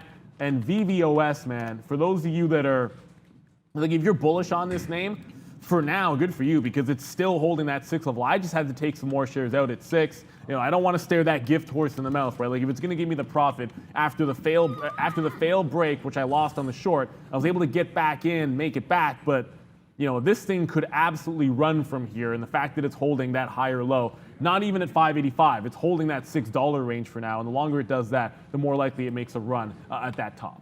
Okay, what I'm considering now I've gotten, NCLH is gone. It's gone 50 cents past the 24. I'm going to have to move that off the radar because at that point, I'm not going to get a fill at all. So I'm bringing in Roku as a potential trade here. I want to see how much support we can get on Roku below 354. If there is enough, and we can actually set this up, I like to go for a long on Roku, 354 going on down towards 353-ish. Preferably between 353 and 352 is what I would like in terms of prices. 348 on the stop. It all depends. I need some support down here at the right prices. If we can, I like to catch a long down in that range. Why? Look at what's below us, right? We've been hesitating in front of 350 for a while now. We've got that support base built up. We just need to get the prices down there, catch that bid, and see if we can bounce right back up. That's the play that I'm looking for right now. At JD, wow, it looks like the entire group is actually falling off. We were talking about them as a group, right? JD was that move. I was lucky enough to get out of that one, but got caught in BABA. And BABA, JD, they're all moving together. It seems like something's going on, whether everyone's dumping it at the same time, whatever the case is, they are moving together. So we're going to walk away from that now. And what's interesting is that the BABA chart actually completely took off the bottom of that through 156 area. So here we are at 154. After a nice little move towards 160, here we are at 154. Unfortunate event for me, but there could be a potential trade here. If we bounce back towards 156, you could use 157 as a stop. It all depends, right? It's a little thin, But I want to see some action before I go ahead and take the short. But I think there could be something to work with if we get down there, get back up there towards 156. Yeah, and I just double checked. I'm kicking myself. I mean, I feel like I ran my mouth too many times with that 130 possible support level on Alibaba. We're probably going to see it at some point, the way that stock's going. But I just checked RGC. I don't have paid for shorts on this, but it just halted upside. Remember this one from Friday? Upside, this is ridiculous, obviously. It closed at 19, was gapping down as low as 13 pre-market. It's halted now twice into the upside. So obviously this is one that I'm going to be trading here today. But remember, as high as 25. And you saw us trade this one in the afternoon, Brendo? Yeah, a little low floater there. I think it was 2.3 million on the float for RGC. So heads up on that one. Laser, guys, Luminar Technologies just popped up on a volume scanner. You can see 6% so far today. There's a couple of positive notes end of last week. Nothing new that I can see anyways today, but held 16 nicely there at the open, but 6% for Laser. Yeah, and just coming right back over to some of the chip names here, guys. AMD continues to try to make that move to the top. Now, it's failed a second time here. I guess technically a third time off this 107. But it's still consolidating near the highs. And NVIDIA breaking those highs right now. So I'd look to see if AMD will follow suit as NVIDIA just broke its high of the day. AMD trying to test now. Valeria's at the big screen with, I think, a familiar name for us. Hey Neil, Sean's favorite Palantir is up more than 2%. Do you guys see any opportunities in Palantir today? You're going to get a pop, obviously, in the NASDAQ here, up 0.6%, which is double what we're looking at. Of course, that's still going to be on AMD. That's a pain in the butt. But obviously, when Sean will say it's going to follow the NASDAQ most of the time. I know there's been a few divergences recently. 25 is always a big level. I find this a bit of a choppy stock, so I always want like clean breaks on a Palantir, and your clean breaks are going to be 26, and then again at 27.5, and then you have a support at about 23.5. So those are the numbers that I filed away. Like I didn't look at this and say, okay, clean break. I didn't look at this morning and think that it was going to come down and dip 23.50. So I probably would be sitting this one out unless it pulls back into like that 24 quarter range, maybe 24.40 if you want to stretch this one out a little bit. But like I said, 25 usually a pretty big level, and then all kinds of price acceptance in that range. So if you got this on the dip already, congratulations.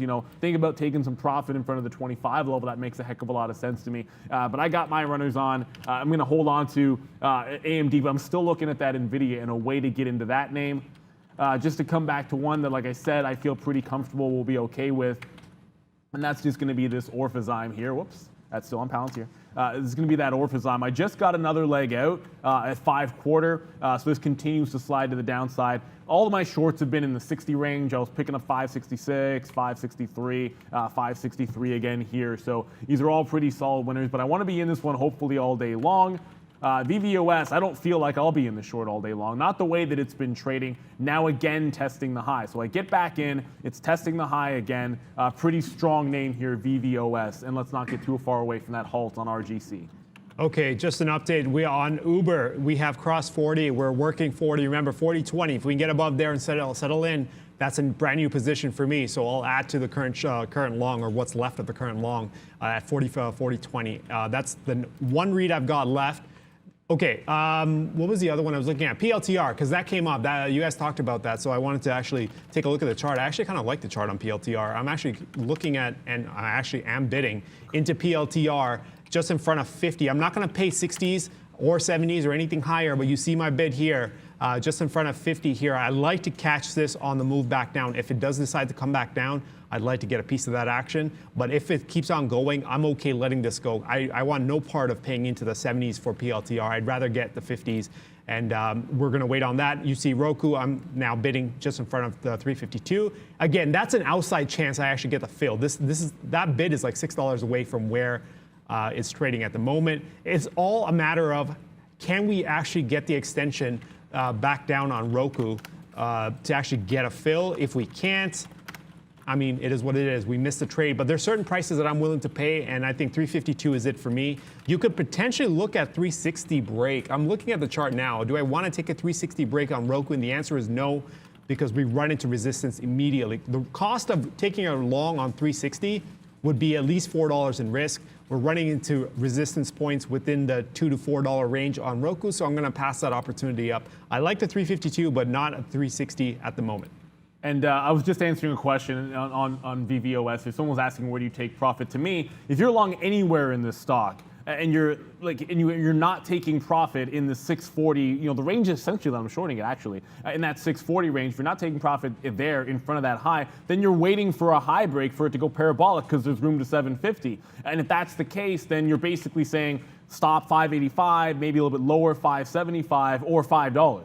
Right? So you're either holding for a breakthrough with one of those two stop areas, in my estimation, or you've already taken some profit because maybe you got a long at $5, maybe you got a scalp long at $5.90, and you want to quickly take off that 40 or 50 cent winner for a little bit of profit. So those are a couple of ways to play it. I'm short off of this range, and my stop's again at the high of the day, and I'm still looking for it to break that 585. Like, I'm not taking any more shares off unless it's below 585, because that's the target. And if it hasn't broken the high, I can't see any way that we're not getting a shot testing that 585, and then plenty of room to run. I said NVIDIA was attempting to break through that high. It did. It got to 215, 214.94, then stalled out. So obviously, you're going to know that AMD will have done the same thing on me. It got through 107.50, and then that stalled out. But the trend is still pretty good, so we're pretty happy about AMD. I just wish I hadn't missed out on NVIDIA, but I was able to buy the dip as well on AMD, and it's working pretty well. VVOS now testing down towards that low. So if I was long, you got to watch out if that 585 breaks. That's also a stock that could halt on you. All right, as Neil's already got AMD, I'm actually going to try and get my hands on AMD, and I'm not going to pull this order. I'm going to leave it there. I'm okay with the 106.50 long on AMD. So if we can come out and get it to come back down, I'd like to get a part of that bid and see if we can't bounce off of that. The only other trade I'm looking at right now is Uber, and AMC just went off on me. Not sure why. What was where is it? AMC? Oh, 35.50. Okay, so I was looking at AMC for a 35.50 break. Not just a break, but it's got to be a break and hold. We've been working this area the entire morning. If we can get above there and settle in above there, I'm going to give it a few minutes, see how much volume comes in above 50 to actually make sure that it's actually going to stay. And if we do, I'd like to go ahead and bid my way into some 50 longs. I'm willing to pay up to 60. I'm willing to pay up to 35.60 for a long on AMD. Just I want to make sure that this whole zone that we were working with is actually gone, because if that's a much bigger seller than we initially thought, then that can become a problem if I go long now. But if we can settle in, the long is in play. First target is going to be right here, 36.50. So the risk profile is about 50 to 60 cents. Upside target is going to be about 70 to 80 cents. For me, that's perfectly fine. I'm okay with this. I can accept that ratio of risk. And here we are. Let's take a quick look at the futures just because we haven't done it yet. Again, 44.60 was the zone. We've cleared the zone. The only trade I had potential for was a short in front of 44.60. We took it out. There's nothing left for me right now. This market's going to have to trade its way through and develop some new areas, or what I like to call discovery. It's gone into discovery mode, figure out where it wants to work. Because right now, I don't have anything to work with. So we're going to leave that alone, and we're just going to ride out these winners that we've got and see if we can grab some more along the way. Yeah, and Tesla's at close to 700, so that happened. I guess that dip didn't really come into that 675 to 680 area. It kind of touched, looks like, 680.73, so probably not enough that I'll be kicking myself for not getting that dip buy. It just missed me up there. Now, or down there, I should say. Now, of course, I'm looking for that 700 test, and I was sitting here, looking at it. I'm like, okay, 697, get into that range, just tick a little bit higher. I'd look for the short off of 700. That's not going to happen because it turns about 50 pennies before I was anticipating. But Tesla firmly on the radar for another test of that 700, and there goes VVOS. But you know what it's done?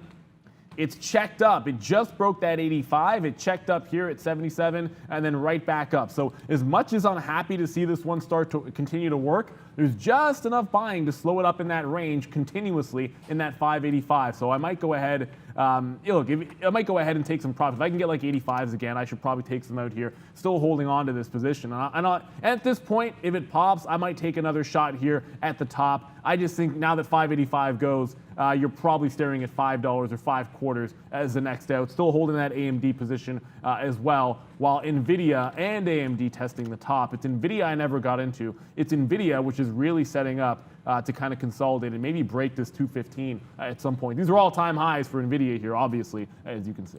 Yeah, I got a fill on AMC. I said I wanted to see how much action we were going to get in front of these 50s.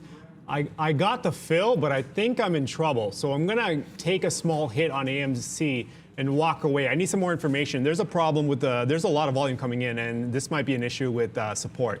So we're going to go to Brendan. We'll come back and figure out what I'm going to do with the AMC. Just saw a big sell order go through here, guys, on Mara. Popped up on a volume scanner as well. Got rejected at 38.5. Straight back through 37.5. Bitcoin is coming off a little bit, but certainly not this much. So a little bit of selling pressure there from Mara. Oh, and then right away, NVIDIA 215 break, so it tests higher. I actually get slippage through that quarter range there, trying to make sure that it actually went through 215 and held. It breaks the quarter, and once it goes through the quarter, it's like they knew exactly the way that I want to play it. And now it's started to come back in. And I think we're pretty good till at least 214. Call it like 50. I think somewhere in this cluster here is where you need to see this one turn around on NVIDIA. And of course, AMD makes a bit of a turn at the same time. So both these looking like they want to test back into the downside. I apologize, RGC. It's not just because I have no shorts on it. We don't have any locates on RGC today, so I couldn't trade it. That's one of the reasons why I probably didn't cover this. But it did set up almost perfectly for that post-halt retracement trade. I mean, it opens up right here at the whole price and then tries to test through 19, fail break through 19. That's just an all the world short, anywhere from 18 to 18.25, and now it continues to fall to the downside. And unfortunately, I couldn't make that trade on RGC because we didn't have any locates, but it is what it is. NIO, I thought we'd actually have a little more action on NIO. I was looking at a 38 break. It since fell to 37, bounced up. If you fall all the way down to the next even dollar range, I cancel my bid for the breakout because I don't want to take it buying the top of a parabolic move. I'll allow it to come back down, maybe consolidate down here around 37.50 or so before judging that 38 level that we liked in the pre-market, guys. Yeah, AMC is definitely, something's definitely going on AMC right around this 50 mark. This is the area we were working with this morning. Again, I've gotten out flat. I walked away with a 1 cent winner. I'm going to wait to see more information. If we can get more information that provides the support, then maybe the long is back on. But for now, I don't want to take the risk on this trade. Not sure what's going on. There's a lot of volume coming in. This might be one of those traps that you got to watch out for. Brendan, what's up? We mentioned that Luminar earlier. Here's Velodyne as well. This could be the catalyst, guys. David Hall, founder of the company, calling for the chairman and director of the board both to resign this morning. So very, very strong here for VLDR as well. Straight to the upside. These are 3-minute candles, so barely a red bar here for VLDR. Oh, right. That one's going right on the board for sure. Velodyne's definitely a name that we've had before, and a name that we've definitely traded. So feel pretty comfortable quickly adding it to the list. NVIDIA is holding up at least pretty nicely up around that quarter mark, that 50 mark. It just dipped down, recovers right back to 214.50. So I think we're still all systems go to hang on to both these names alongside the other one being AMD. As I mentioned, Futu, I'm going to go ahead and cancel my bid. I was kind of thinking we'd get down to that 90 range and we could buy the dip. There, it turned at 91 and already headed back a couple of dollars. So that entire sector, of course, as Arun already mentioned, was moving lockstep. So you get a big bounce off of 91 in this particular case. Might have missed any opportunity to catch that falling sword. It's already coming back and retesting that low. So either you get the falling sword once and make your winning trade. I'm not going to chase this one a second time through here. I feel like we haven't even said this one yet, but it is Monday. And we do have our members only Q&A, so stick around for that. That's going to be right after we finish the show at 11. There won't be any memes and movers yet, but we're still doing lots of work. Trader Pratt and Miss V working hard, the entire team working hard to get that back for you guys. We're getting close. And we'll get there 100% for you. That is coming back. There is no question about it. Memes and movers will be coming back. It's just a matter of when. All right, Uber. Let's just talk about Uber because that's the only position I've got. We're going to move the trailing stop. The trailing stop has moved to 39.50 and change. If we get underneath 39.50, we're going to try flatten out the position. If we break 40.20, remember that was the second entry point. If we can get above 40.20, a new trade is on. Adding it to the current position I've got, I'd like to take a brand new full-size position above 40.20 and use the same trailing stop as the brand new stop. Oh man, as I talk about this, there goes AMC towards 36. Oh, I guess they got through that action zone.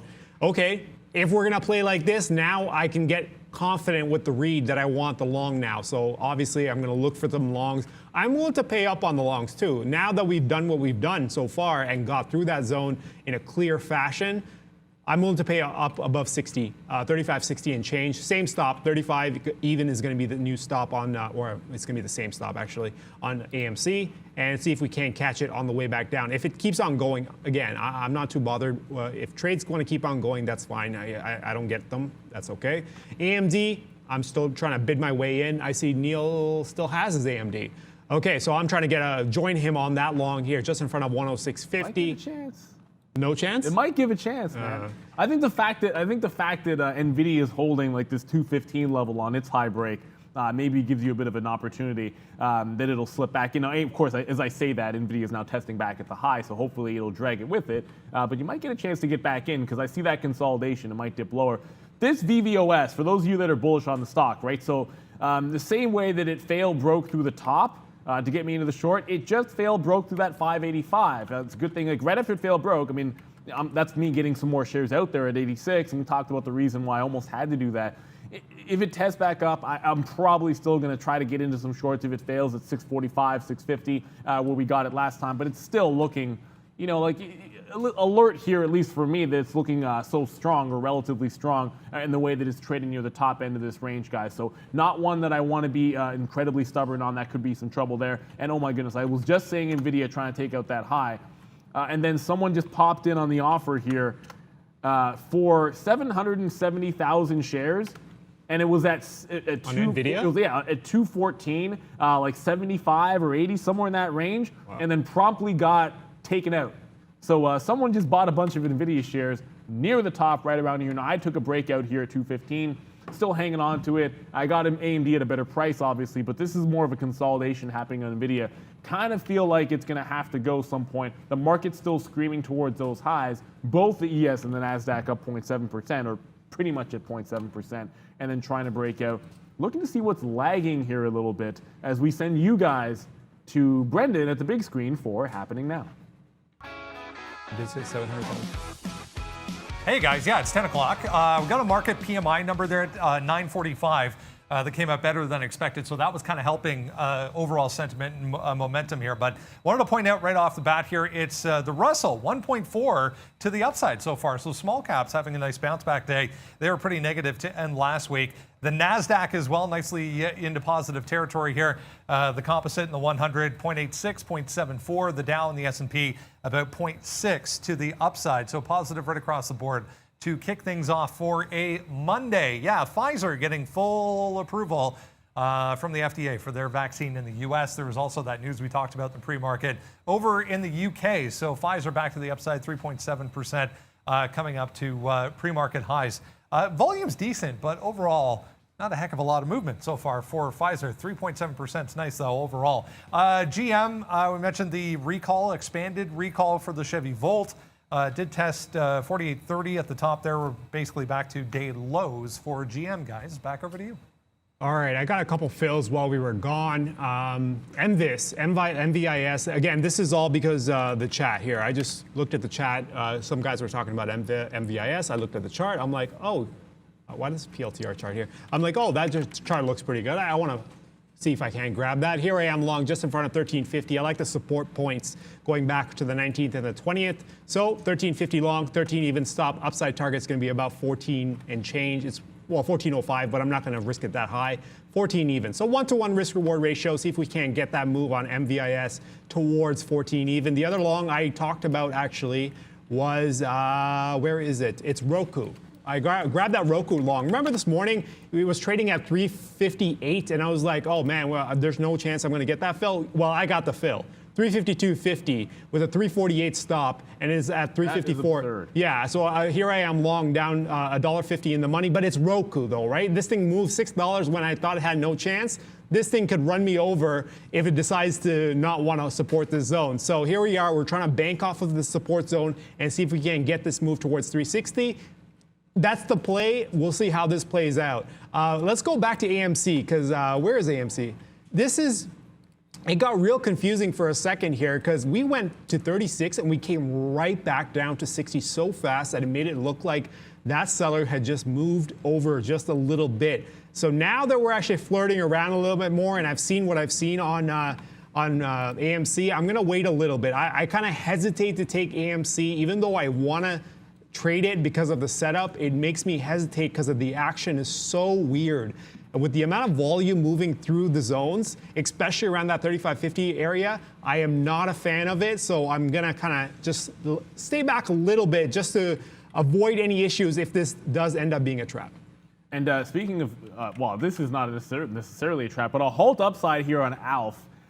It's right at that $10 range. And I know we've traded this one before, but just a quick look. This is breaking out through like Friday's high as well, through like 950. All kinds of a level here at 1125. It breaks to the upside further. So, Brendan, any news?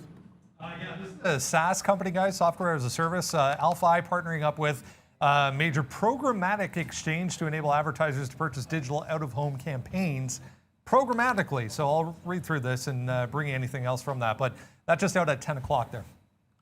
Yeah, and it should open, it looks like in about like 2 minutes or so here. And again, like if it goes up another 10%, like you could easily halt again, but that would be the range I'm looking for. I'm looking at that 1125 on this stock. That's gonna be the level for me. NVIDIA just made another break of that high, so we're continuing to push. Well, it's continuing to push, I should say. It got to that 216. I'm now sort of sitting above that 216.50.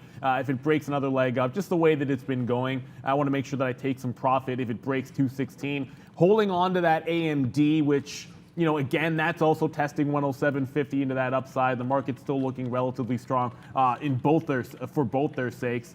And this VVOS, man, I'm telling you, I'm a little bit shocked that it hasn't rolled over at this point, but it also hasn't broken back up to that high a day. So I am monitoring this one. The fact that it's held 585 isn't the best for the short. I would have expected that it would have already gone, but hey, in the money is in the money, and I've already taken profit on the short position. So, you know, it's hard for me to sit here and complain too much. That AXSM just never really found a bid. I mean, you can kind of say it found one at 23.50. For now, 25 looks like a pretty actionable level. I'm not going to be sitting here jumping into this one, you know, after having missed the spot. But if it breaks 25, coming back into play would be those 27 and 29 levels if it were to pop into the upside. So, you know, it has a chance that if it starts to go here, I wouldn't be looking breakout long at 25. I'd be looking back at that 27 and 29, both of which I like to the short side. And here comes Tesla again up to that 700 level, this time 699 on a dime. Could be worth another turn as well, but the 700 break, not too far away on Tesla. All right, a couple updates with my positioning here. I'm AMC, I think I've decided that maybe it's time. Maybe it's time to take the shot, the 50-cent risk. I've got a bid down there in front of 50, see if we can't get some shares. I think there's enough hesitation that makes me think that one-to-one risk reward is okay here. So we're gonna go ahead and try to get that long on AMC. And GM, we talked about this morning. I mentioned that if we got below 47.50, I'd want to take a shot towards the lows, which is just in front of 47 even. 48 even is going to be the stop. So the risk on that's also going to be about 50 cents or so. Not a whole lot, but if we get that downside action and we get that flush through 47, it could open the door for a lot more profits there. We are going to leave the bid in on AMD. We got close. My bid is sitting in front of 160, 106.50 and change. It got as low as 106.60, so 10 cents away, but no fills. That's okay. We're going to leave it there. The setup is good. I like it. We're going to see if we can't grab some more shares on, well, not more shares. We're going to see if we can grab these shares on that entry. And here is Roku. Roku's up $2 right now off that low. So the price is the exact price I wanted. Now it's a matter of getting it back up towards that 358 and change towards that 360. Again, the target for this is for us to actually go past 360. I'll take some out. If we start to hesitate again at 358, I'll take some out there.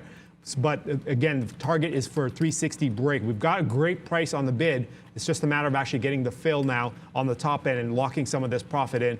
It doesn't look like AMC wants to come back down after that move. But again, I'm not willing to pay up any more than through 35.50 and change.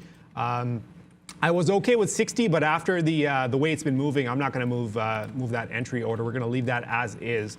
What else do I have? That's all I've got for now. I've got 3 longs. Uber. Oh yeah, Uber. Uber's the only other position I'm still managing here. That's 97 cents in the money at the moment. That's being run on a trail stop, right? We had the long at 38.50.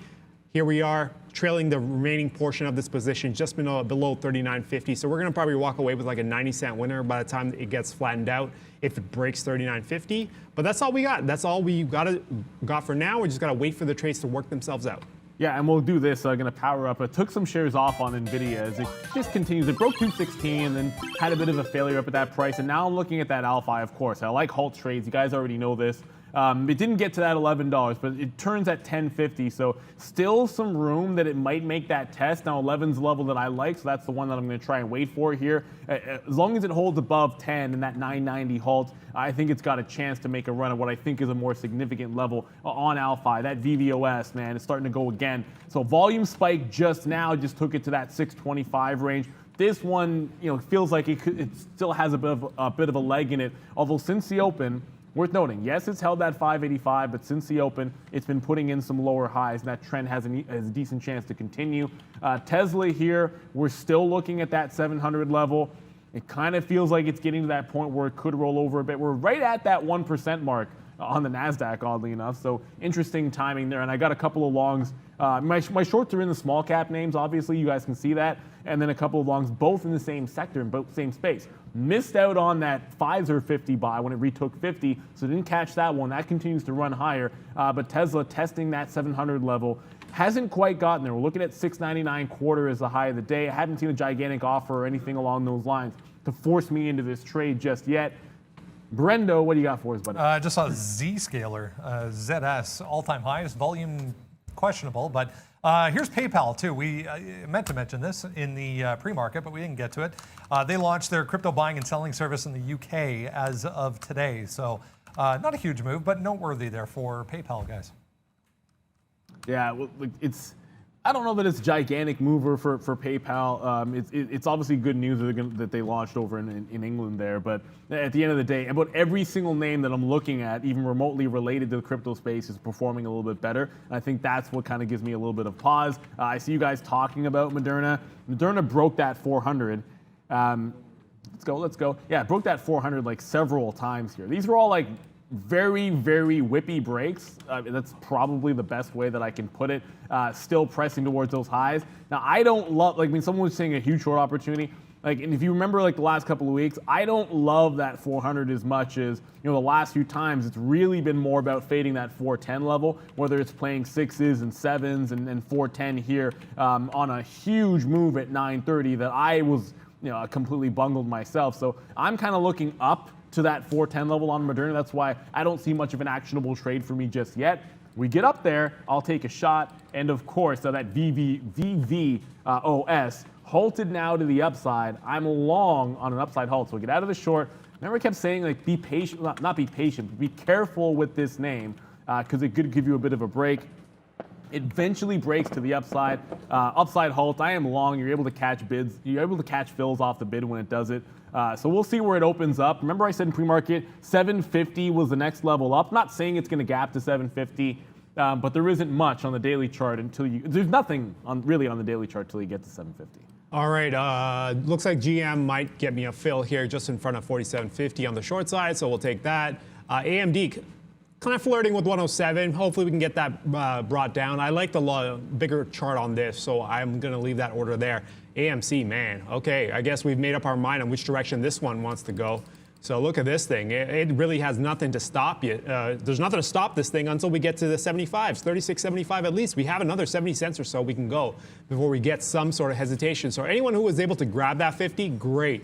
I hesitated multiple times because of what I was seeing. I initially had it, you see it here, and then I kind of just dumped it because it just wasn't working out for me. I wasn't confident with the read, so I just walked away from it. Especially the issue I have is that I always take trades at inflection points, right? So we got to go in one direction or the other. And if I start to see volume coming in at that exact area against the read that I'm making, then it makes me hesitate, and that's exactly what AMC did at that point in time. So we walked away from it, and that's fine. That happens.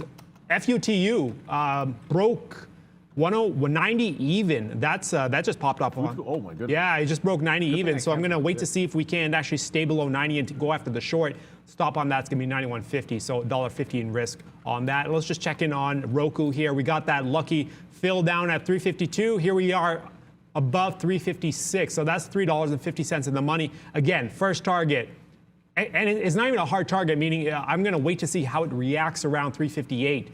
If we hesitate at 358, then we get some out. Otherwise, we're going to look for this 360 to go. But that is the initial point of interest here for Roku.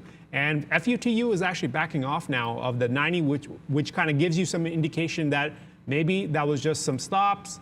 This allows me to kind of play this zone a little bit better, wait to see more information, see how much selling we actually can get and not just on stops being taken out. So we'll wait for this, but that is the next trade I've got on deck. And AMD seems to get closer and closer towards that 106.50 fill. And I would love it. I know, Neil, you're still carrying it. I'm still holding it. I mean, yeah. I don't see a heck of a reason I don't see why to get out of it. Yeah, I agree. And that's why my order's still in there. Oh, the other one I wanted to get into, I actually have an order out. Highly unlikely it gets filled at this point. MXIM. We broke 105.50, and I'm trying to get my hands on this short, but this thing's already at 104.50. I like the idea that we double topped at 108. There was enough action here, and then we took out any support zones that we had down below 106. So now I like the short, but the problem is the stock is already $1. That would have, well, if we go another 50 cents or so, that would be the first target. So I'm in a situation where if it gets to the first target, I don't want this trade anymore. But if it bounces off right now, I'll still take the trade. That is one order that I've got left that hasn't been filled. What else do I have? GMC. Oh, I'm surprised GM hasn't been filled yet because we were sitting right there. No, it doesn't want to get above 40, but my order's sitting just above 40. And a quick look here, guys, just so you know, Palantir is getting very close to that 25 mark. I mean, I haven't seen anything that stands out for me at that 25. I'll let you guys know if I see a big offer, I'll probably be looking at that 25 for a bit of a trade. But Palantir getting pretty close. Brendo? I was back on the downgrade side of the board this morning, guys. Context Logic went red to green and then some, trying to test pre-market highs here for Wish. What stock is that, Brendan? Wish. That's like I saw someone in the chat saying triple top. Oh, I see what yeah, pre-market 672, 72, 72, and then breaking. But this is a pre-market highs on low volume at that 75, at that 3/4 mark. So, I mean, I would have rounded that one up and sort of said 675 is your level. We talked about this and saying like $7 is probably a little bit more interesting, but Context Logic is getting there.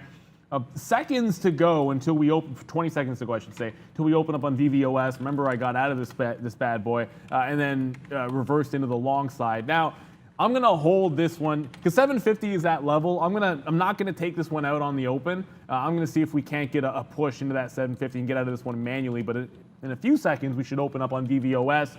It just feel like there was all kinds of resistance. You can see, so we open up here, testing 7 immediately. 750 is a level I like, so obviously holding like a 77 long. Well, I take some out if I can get any chance that we push into like 30s or 40s. Probably immediate resistance at that 7 even mark. So I'm gonna actually stick an offer out there just in case it pushes higher, I'll immediately get out. I don't like if this thing breaks 675, I'll probably just cover it on a 675 break. But I thought this one would run to 750, just given what I saw on the daily chart, looks like we might be headed in the other direction.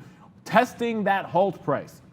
And if I like these things for shorts, when they break down and hold below the halt price, well, it would stand to reason I'm not holding a long pass there either. So pretty binary for me. Either we break into this range and I stop out, or we actually get up into that 750 and I can take the profit on this trade. So it took me a while to get into the long.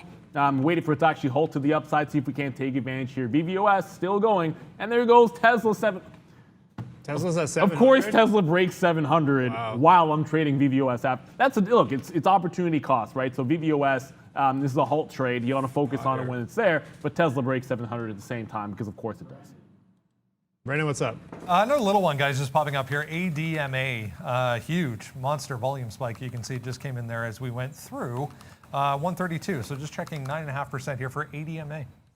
All right, I actually have a question for a lot of our chat, actually. For anyone who took Tesla, right, forget 700. We talked about this morning. If we got above 70, 790, you have potential for 700, but the risk would be a problem.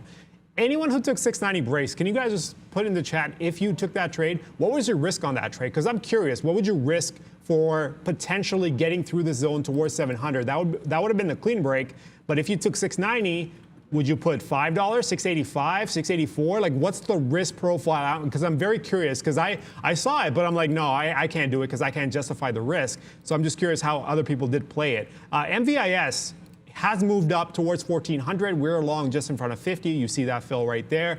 Here's the way we're going to do it. We're going to put, well, the offer is already in there, but it doesn't look like we're going to get that fill. It is coming off a little bit, but we're going to leave that order there. The trade's still good. Zone's still good. Read is still good. We're going to leave that alone and see if we can't get that fill just in front of 14 even. And Roku is still flirting with that 356, 355 area, coming off a little bit. Now it's about $2.70 in the money. Again, we've got a stellar price. We've got the read. Now it's just a matter of getting the actual target in place and getting the target filled, actually. But that's not really up to me. It's the market and what it wants to do. So for now, MVIS, AMD still waiting on that fill. Uber is still working its way, grinding its way through that, I guess, that 39 area towards 40. Again, 39.50 is a trailing stop that held the first time around. 40.20 would activate a brand new position for me. 39.50 would be the stop. So I can either get stopped out at 39.50, go flat, or we can get in at 40.20 and add a brand new position. So I'll be essentially 1.5 times my position at this point at 40, just over 40. Yeah, and it looks like we're not gonna get the hold on that VVOS. It just broke to the downside there, so it is what it is. We're gonna get out of it.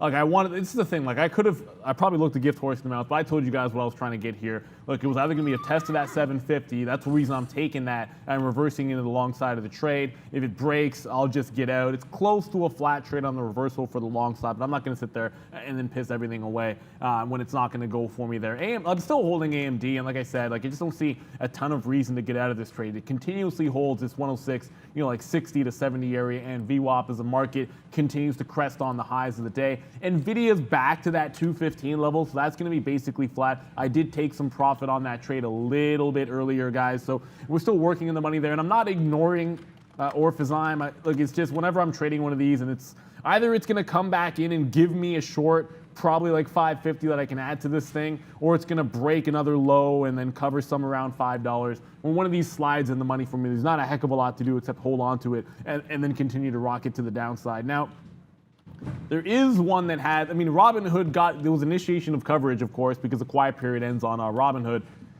Just ain't doing much, right? So, 45 is not breaking out. You're not really getting any test of those support levels that we talked about there, like that 43, or maybe even lower to 42, which would look fantastic. So, neither one of those things is going to be happening for us. Robinhood, not taking it off my list. I'm going to continue to monitor it. Just not a heck of a lot doing here in Robinhood. Some things that are moving, by the way, are in the small cap space, and Brendan has a few for you at the big screen.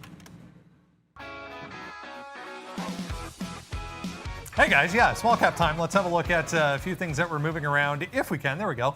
I'll give you my take on this Orphazyme. Was in the pre-market notably quieter than the rest, so that was a good indication if you were trying to lean on this a little bit to the short side. 580 up to about 6, pretty obvious resistance after it broke through those levels to the downside.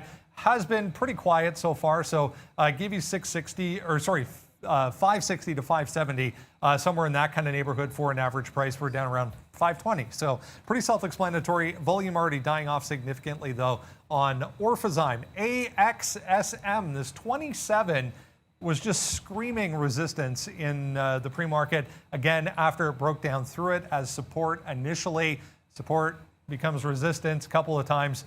So this gave you a really good chance to have an average price on the short side above 26 versus that 27. It's now trading at 23.5. So easy kind of dollar risk to make a couple dollars, even 3 to the downside. VVOS, I'll give you my take here. I was only short this versus 650. Gave you that in the pre-market a couple of times. Was able to get some out, just basically flat or thereabouts flat. 725 up to 750, huge levels on the daily chart. So if you go to a higher time frame, watch 725 and then 750. Looks like we are breaking back down here. So I'm going to go add to my VVOS. Back to Arun. All right, one update here on Roku. I've actually walked away from Roku. The winner is $1.70 something, 352 and change. 53 and change with the exit in front of 354.50. I'm not sure what's going on. It's losing momentum to the upside. Any juice it had it is losing it, especially in the mid zone here between 355 and 356. So for me, since I've gotten a great price, I might as well just play my exit in front of that zone, right? We were expecting it to be 358, but I don't know if I can actually hold out that long. The risk on this was like $4.50. We were looking for that snap bounce back towards 358.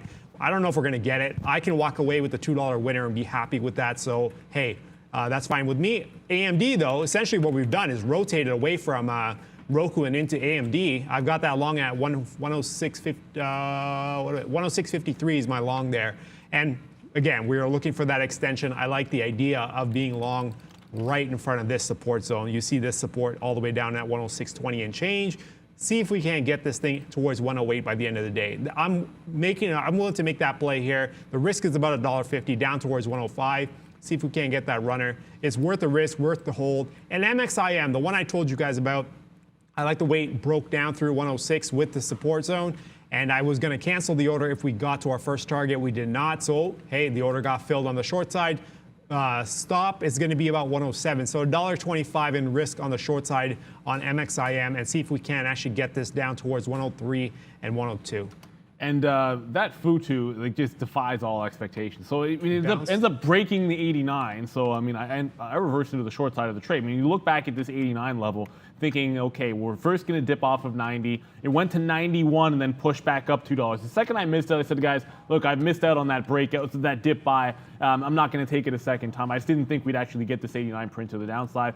That triggered in for me here. So I am on the short side of that trade on Futu now to see if that can continue. AMD, like you probably already mentioned there, Arun, has pulled back a little bit. But this VVOS, so it just pulled right back. So obviously, like, I'm not going to sit there and hold on to the long. Obviously, it would have been a good one that I could have taken out for like 20, 30 cent scalp trade. Inside of this range, I mean, it still has that 585 level. Like, that's still a bid as far as I'm concerned. I still see it down there. And I couldn't get anything better than that when I was short. So I don't want to fight this one too hard, guys. If it breaks 585 and holds an offer below there, I'd probably jump into the short side of the trade. Otherwise, I'll just steer clear of this name because it looks like it's going to be a bit of a dirty trade. But man, I can tell you that Futu immediately working in the money for us. And let's see if we can't get a quick buck on that trade. And NVIDIA, the NVIDIA and AMD's pulled back a little bit. NVIDIA's still actually holding up around this 216 area. So holding its top a little bit better than NVIDIA, at least I should say. And Tesla, look, it's broken that 700. Obviously, I don't have it. If it gets to that 720, I already said if it gets anywhere near that 720, 725, 730 area, that's always going to be a short for me. And speaking of those, looks like 405 was as far as it went to Moderna. 400 wasn't interesting for me for a short. I wanted it close to that 410 or 406, 407, 410, those levels that we're showing you on the higher time frame. We don't get there, so might have missed my shot at the rollover in Moderna, although, look, it's still in an uptrend. There is a chance that it could still break into the upside, and we have another shot at this one on mRNA, guys. And yeah, there's a couple of halts that were here. RGC, which we didn't have locates, it halted a couple times the upside, came back in. I couldn't get that patented short that I love because we did not have the locates. It then halted to the upside at 17 and is again rolling over. So if I eventually get shorts on this thing and it retests the high, you can probably take a guess at what I'll be doing if we test that 19 level again on RGC. Although it's calmed down again, it did calm down and then halt into the upside. So this thing might not be done for the day. It kind of feels like this won't be the last that we talk about RGC. Even though it's down 18%, there's been a couple of upside halts. Oh man, Futu. It is so ridiculous. That thing moves so aggressive so quickly. Because I was looking to get the short at just below 90, and then as I was watching it for like 10 seconds, it went from 90 all the way up to 90.5. I'm like, okay, I'm gonna have to probably give it some more time to figure itself out. And then I got caught up on looking at like another stock for not too long, and I come back, it's down $2. I'm like, okay, well, now here I am. You see that pink line? That's me trying to get back in. That is a trade that I want. That breakdown through 90. Didn't get it the first time, but the read is still good. So see if we can't grab it the second time around. 91.50 is going to be the stop on that. So what do I have right now? I've got Uber on the long side. That's right, Uber. Remember, 40-20 break would add a brand new position. I've got a trigger just above 40-20. See if we can't grab more on the extension. It bounced right off the trailing stop perfectly. So we're going to use that as a brand new stop if we go for the long. It looks like we will because we're looking at 15 right now, 40-15. That'll just extend the upside move. MXIM sitting on the short, that is barely moving around. That's like 8-9 cents in the money, not a whole lot on a $100 stock. MVIS though, okay, so I had the order at 14. They came right off of 90, makes me think that this 80 to 90 zone is going to be a problem. Maybe 14 was reaching a little too much for the target, so here I am taking some out in the mid 70s on half the position. We'll bring the trailing stop in just below 1350, so protect the remaining portion, and we're going to see if we can actually get the 14 later in the day. If we can't, it's fine. I'll just lose on the second half and make most of my money on the first half of the position. Sometimes you got to do that trade-off just to give it a chance to actually breathe. What else do I have? MVIS, AMD, oh, GM. I finally got my GM short.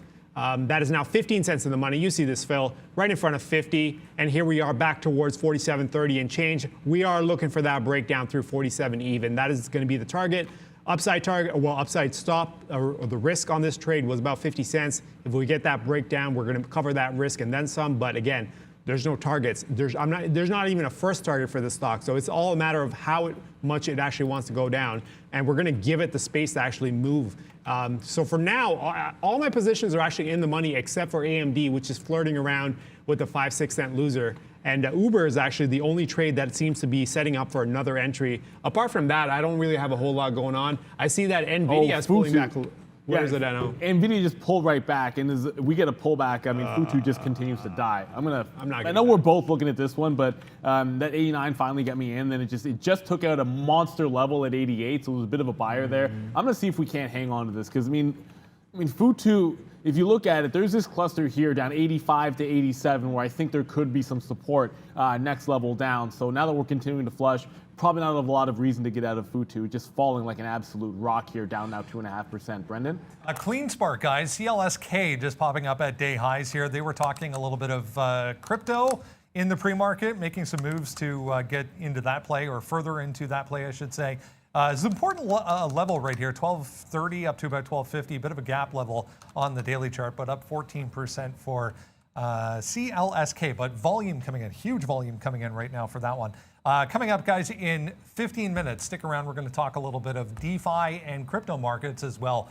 It's an interesting topic, obviously. We had a couple of guests on last week in this same space, but Ron Shevlin going to come by, a very well-known influencer. He has a blog on Forbes that we'll touch on when it comes to DeFi and the crypto space in general. So stick around for that coming up in 15 minutes. In the meantime, let's talk Europe. Miss V, what's going on over there?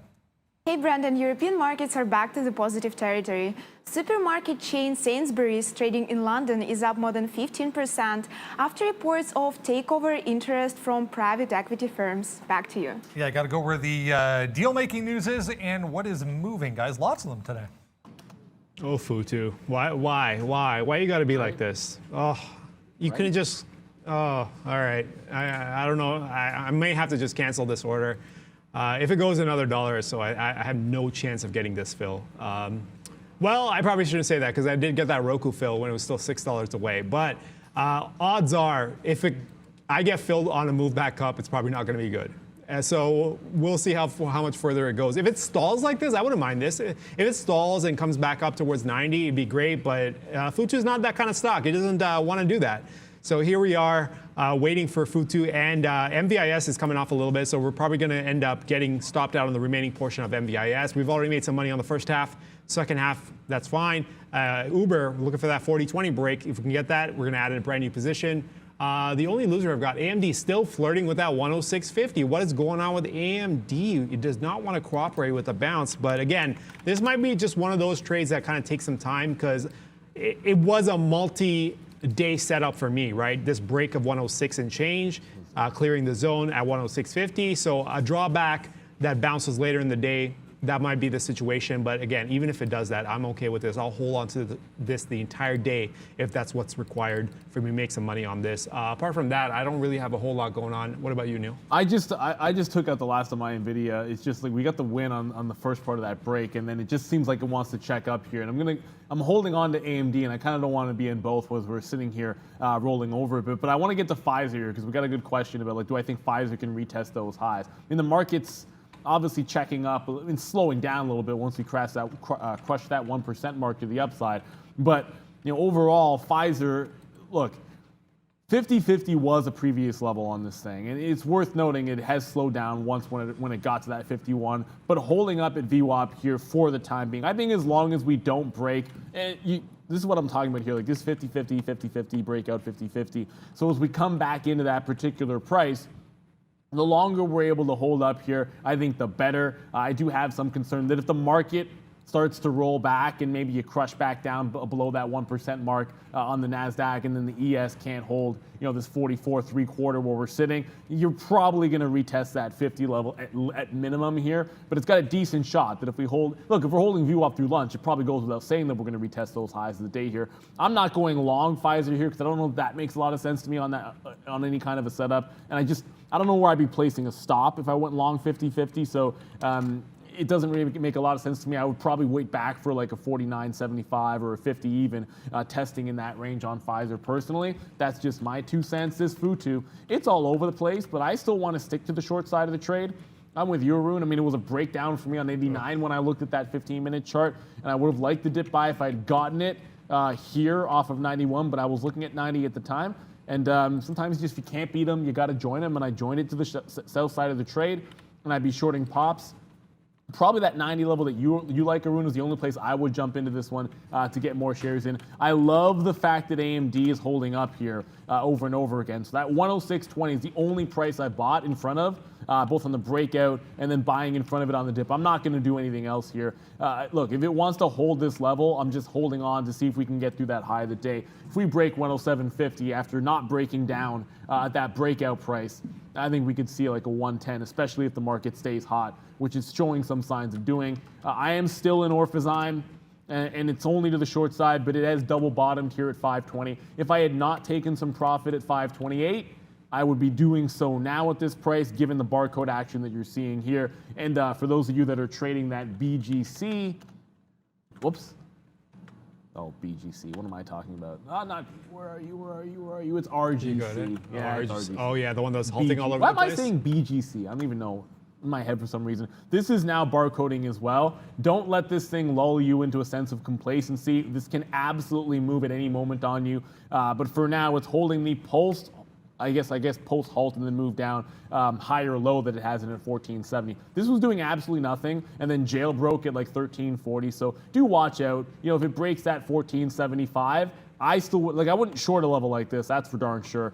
Just a little bit dangerous for me if you're shorting a level like that, guys. I think it might have some support for whatever reason down at that 13 price. I'm not taking this stock long. I'm waiting for it to pop, and then I want to try to short a pop. Until that happens, we'll still sort of stay away and walk away from it.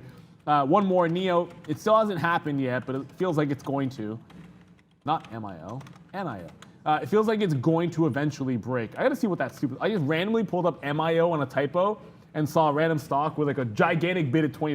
MIO. I don't even know what it is. But 38. Pioneer. I thought we were about to break 38. I backed away from that order when we dipped down here. The second we held here at 37.50, I'm like, okay, good. We can put that order back in for a breakout. It then tests, gets to 95 and comes back down. I'm like, yeah, we might get there. And then tests goes to 97, then comes back down. So still a shot at that breakout for NIO through 38. Kind of hoping we get it pretty soon. But this could be one for the afternoon show, of course. We'll be back at 3 o'clock. For Power Hour. I hope it doesn't wait till then to get a breakout trade on NIO. Feels like it is looming. After this, however, we got the interview coming, and then at 11 o'clock, we'll be done. But no memes and movers. We got the Q&A for you guys, so do shout out for that. We're going to be answering all your questions here for all of our members. Members-only Q&A coming up right after 11 o'clock. And Tesla, again, testing the high of the day, 705, about to break. It's a quiet mover that actually went fairly well. GM, we talked about it this morning. 47.50 break. You saw that short that I ended up getting right at the top there. It looks strong towards 47. It is bouncing now, but now this allows me to actually tighten up the stop on this. I'm going to bring the stop in just above 47.50. So the cost on this trade, if it goes bad, is about 10 cents or so. Initially, it was about 50 cents. Looking towards 47, but if we're going to bounce off of 47, I don't need to pay as much. So we are going to bring it up and only risk 10 cents on this. It was in the money quite decently. Now it's only in the money 20 cents or so, but see if we can actually get that break on GM. It quietly moved down there. It was pretty quick too. So there's a lot of juice in GM. It's a big company too. So it tends not to move that quickly at times, but clearly we've got a catalyst. So here we are moving with it. Uber. back towards 40-20, right? We're looking for that 40-20 break, 40-20 break to add some more on the long side. For 39.50 will be your trailing stop and your actual stop. Well, the current trailing stop is 39.50 with the position we already have. If we add it, 39.50 will be your new hard stop on the entire position as a whole. And here comes FUTU back in towards 89. I still want it. So the order is still sitting there. The risk is $1.50. We will take it and see how far we can get this thing to go. MXIM is also in the money, 40 cents. Remember, we caught it right here at the top, 105.67, and we're looking for this extension down towards 103 and change. So this one might take some time. This is not exactly the biggest in terms of volume, so maybe we wait on this one to see how far this one goes. So far, I've got what? Here we go. We got my Uber position. So we got more shares on Uber just above 50.20. We're going to move the entire stop for the entire position at 39.50. We're going to see if we can't get this towards 40.75, 40.80 as your first target on the remaining position or the new position that we just taking. So I've got 5 positions, 3 longs. So I've got Uber long, MVIS long, and AMD. MVIS, okay, we got to talk about MVIS just because I actually took some profit, and then I'm going to actually let this on a trailing stop go. And if the remaining portion gets stopped out, we're going to leave it as is, and we're just going to walk away. I want to get to the super chat here for trending one because we'll talk a little Macy's for you here, guys. Just very, very quickly, just the thoughts. Macy's obviously already broke through. Last week we had the monster earnings print, and it's been a failed break through the high of the day here at the open, now coming back in. Good trend, however, and you got levels at 21 where it's holding up, and you have a potential consolidation point right here at that 21.50 to 21.85. Now, it's checked up at 22 for now. I think there's going to be support in that band that we talked about there, like 50s to 85s. So as long as we hold that, likely to continue this trend to the upside. Macy's still looking pretty strong for me. Below that 21.50, I guess it's a different story. And then floodgates could open up if it breaks that 21 even. But the trend's still looking pretty clean here on Macy's, despite that flush.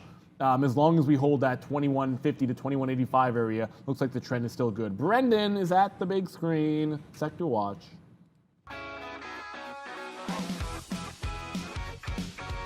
Hey guys, yeah, nicely positive right across the board for the S&P so far today. Let's have a look to see what is leading. It's 0.84, in fact, at the moment.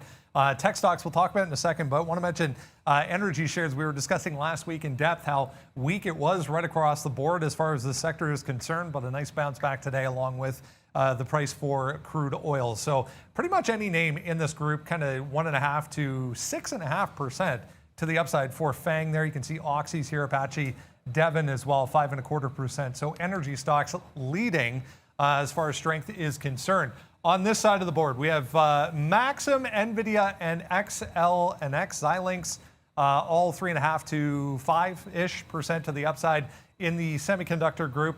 Leading the tech sector, software stocks right across the board, positive as well, along with the hardware equipment makers. Banking shares also with a nice bounce back day. They were also weak at the end of last week as well. So 2.5 to 3% at the top end for banking stocks right across the board. Healthcare stocks led by Moderna and Pfizer in positive territory today, 3.3 and 4.8% for those two. I want to mention material stocks also getting a nice bounce along with some of the metal and mining prices overall. Utilities offsetting the hardware equipment makers in the healthcare group, also offsetting a little bit to the downside. But overall, widespread strength, 0.83 for the S&P. Guys, back to you. Oh man, FUTU, F-U-T-U. I think there's no chance of this, Phil. I'm going to have to cancel this order.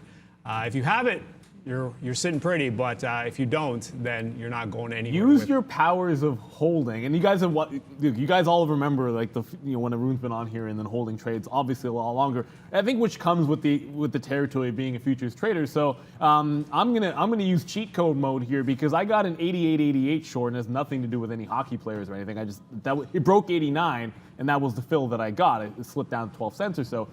So I mean, I was looking at. I was going to talk about Clover, and we'll get to Clover very, very quickly after I get your thoughts here, Arun. Because give me a break. Flip to FUTU. Because on FUTU, when I was saying the next target into the downside, Well, I had this cluster here 85 to 86.50 or so, maybe even 87. Until it breaks into that range, I kind of feel like I'm just holding on to the trade. So give me your 2 cents on this one. Hopefully you don't change my mind. It's not that, look, I'm going to trade my own book, obviously, but sometimes you talk through these ideas. This is the target area that I'm thinking it's going to catch a bid because it does have a double bottom below it. So thinking it's going to break 83.50 seems a little bit rich to me, and that seems like a good cluster for a target at. What do you think? Yeah, I'm thinking 87 to 86.50 could be your first target. If we get through that, so this is interesting. If we get through 86 even, then I would actually get into a brand new position and see if we can't get it towards 84. So it all depends. You have a first target, then you have a secondary target. So there's some options there, and it's all a matter of whether we can actually get down to 87 even. That is, it all depends on how we get down there too. If it's a snap back down, odds are we're going to snap right back up. But if we can actually grind our way through 87, I could easily see 84 being the next target and getting a brand new short position. So if you have it already, you are sitting pretty. If you don't, well, that's a different story. Okay, well, what do I have here? Uber, we still got that Uber. AMD has bounced as well. GM is still fine. BTBT is a brand new one that I actually got, and I think I might be actually out of position on BTBT. I'm not sure why I got the price that I got. I probably just sent the order and forgot that it was there, but yeah. Here we are short on BTBT on 1150 break. It is bouncing hard now back towards 1170. Stop is going to be just over 1210, 1215-ish, call it. But if that breakout holds well, and right now it doesn't look like it's going to hold well, but if that breakout holds well, I could easily see 1050 as your first target. So we are going to wait on this one. We're in. We might as well play itself out. There's no point in taking a loss here because, and this is the only time I would ever say this, because the trade is still valid. The pricing sucks, but the trade is still valid. If it wasn't a good trade, I will dump this right now, take the hit, walk away. No point in risking the 60 or 70 cents. It's just the pricing of it sucks. That's all I guess I have to say for that. But MXIM is coming off, coming back up into this zone here. So we're going to still wait on this one's fine. It's just a matter of how long is this going to take to actually get back down there. If it doesn't come back, then, you know, whatever. But that's all I've got. You see the position board. All my positions are up there. These are live positions for anyone who's wondering. Yes, we're not going to sit here and pretend to make money when we're not, because it will be a complete waste of time. So here we are trying to make our actual money. Futures, where I really make my money, yeah, it's sitting at 74, 74.50, 75. It's done absolutely nothing that allows me to actually take some risk on this. So here we are waiting. Maybe in the afternoon show, I'll be actually taking a position in the futures and see if we can make some money there. But it's been fairly quiet in the futures game. If you weren't in at 55, you weren't getting in after that. But for now, we are just waiting to see how this plays out. And we've been teeing it up, or Brendan's definitely teed it up. Let's go to the desk. We have our guest of the day. Should be an exciting one, so pay attention, guys. All right, guys, thanks so much. Yeah, Ron Shevlin is the Director of Research at Cornerstone Advisors, a senior contributor at Forbes, and is also ranked among the highest fintech advisors among social media. It's great to have Ron with us today to discuss this space, the DeFi space, and fintech in general. It's been quite a year overall for fintech and the DeFi space. Ron, tell us a little bit about what we need to be paying attention to as far as some of the more significant trends that have come out of this year, and tell us maybe what you're excited about, what you've been tracking closely over the past month or two. Absolutely. Thanks a lot for having me on, Brendan. I appreciate being with you today and sharing some thoughts with everybody. From a fintech trend perspective, I'd sum it all up in one word: infrastructure. If you look past the past few years, the focus had really been a lot on the direct-to-consumer players like Robinhood and so forth, who were going directly after consumers. The trend today is about infrastructure, a little less sexy, but this is where the money's at and where the trends are. And when I talk about infrastructure, what I mean are companies that are capitalizing on a trend that's called embedded finance. What's happening is that a lot of non-financial companies are looking to provide financial-related services to their customers as a way of driving loyalty. So think about Uber providing checking accounts and debit cards and loans to its drivers. Think about Gerber who wants to provide savings accounts and investment plans for new parents who buy their baby food. And the range of companies that are doing this is all over the map, and it's a huge opportunity.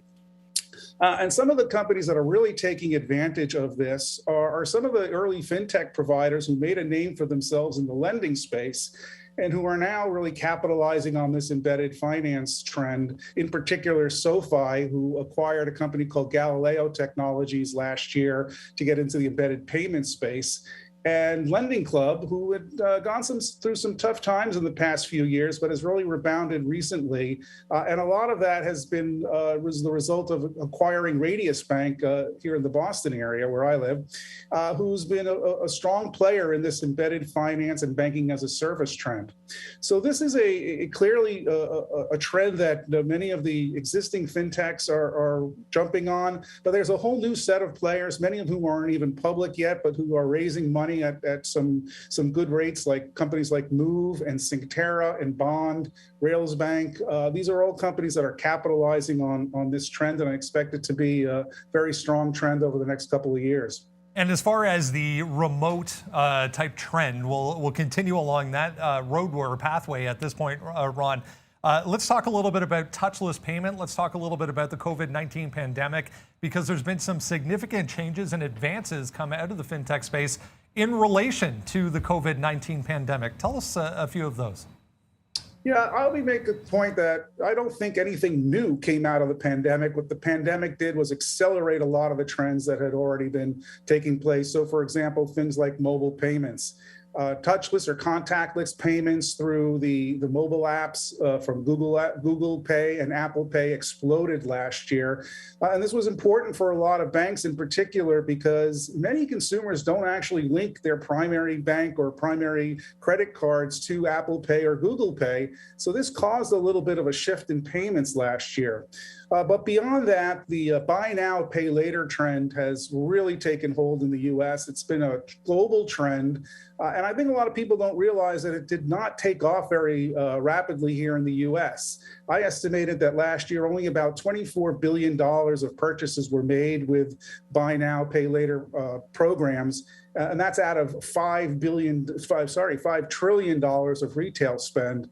I expect that number to quadruple this year to about 100 billion because of strong adoption among Gen Zers as well as millennials. That's not very popular among older consumers, but as the trends continue to shift towards digital commerce, e-commerce, that buy now, pay later trend continues to increase.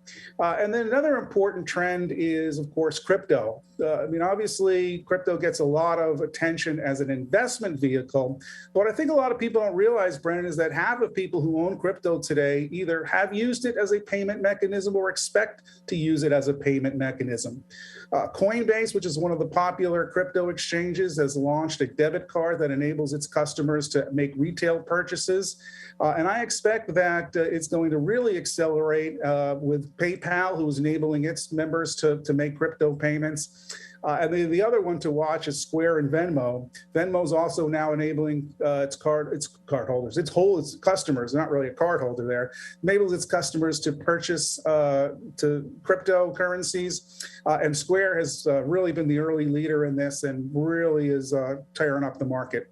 Challenger banks and neobanks have been another, hot topic over the past couple of months, specifically, and going back into the latter part of last year as well. And we speak of, Borrow, Chime, another one. Talk us through what investors need to be aware of when it comes to challenger banks in general. Maybe if some people have yet to hear that term or really understand what that is. Yeah, so Chime is a great example of a challenger bank or a neobank, and I think those terms are pretty much interchangeable. And what they really are is just a digital bank. It's actually, you can't even call them a bank. Chime has been sued or challenged by the California regulators that they can't use the term banking, but it's really a front end to some bank in the back where they're really just a front end. Chime in particular has been incredibly successful. They're at about 20 million customers now, and just raised $750 million at a $25 billion valuation. The challenge for the challenger banks are their business model. They're still predominantly making money just from interchange off of transactions. And look, that could be wiped out with one regulatory move or really struck down in a regulatory move, as it was about 10, 13 years ago when the Durbin Amendment hit.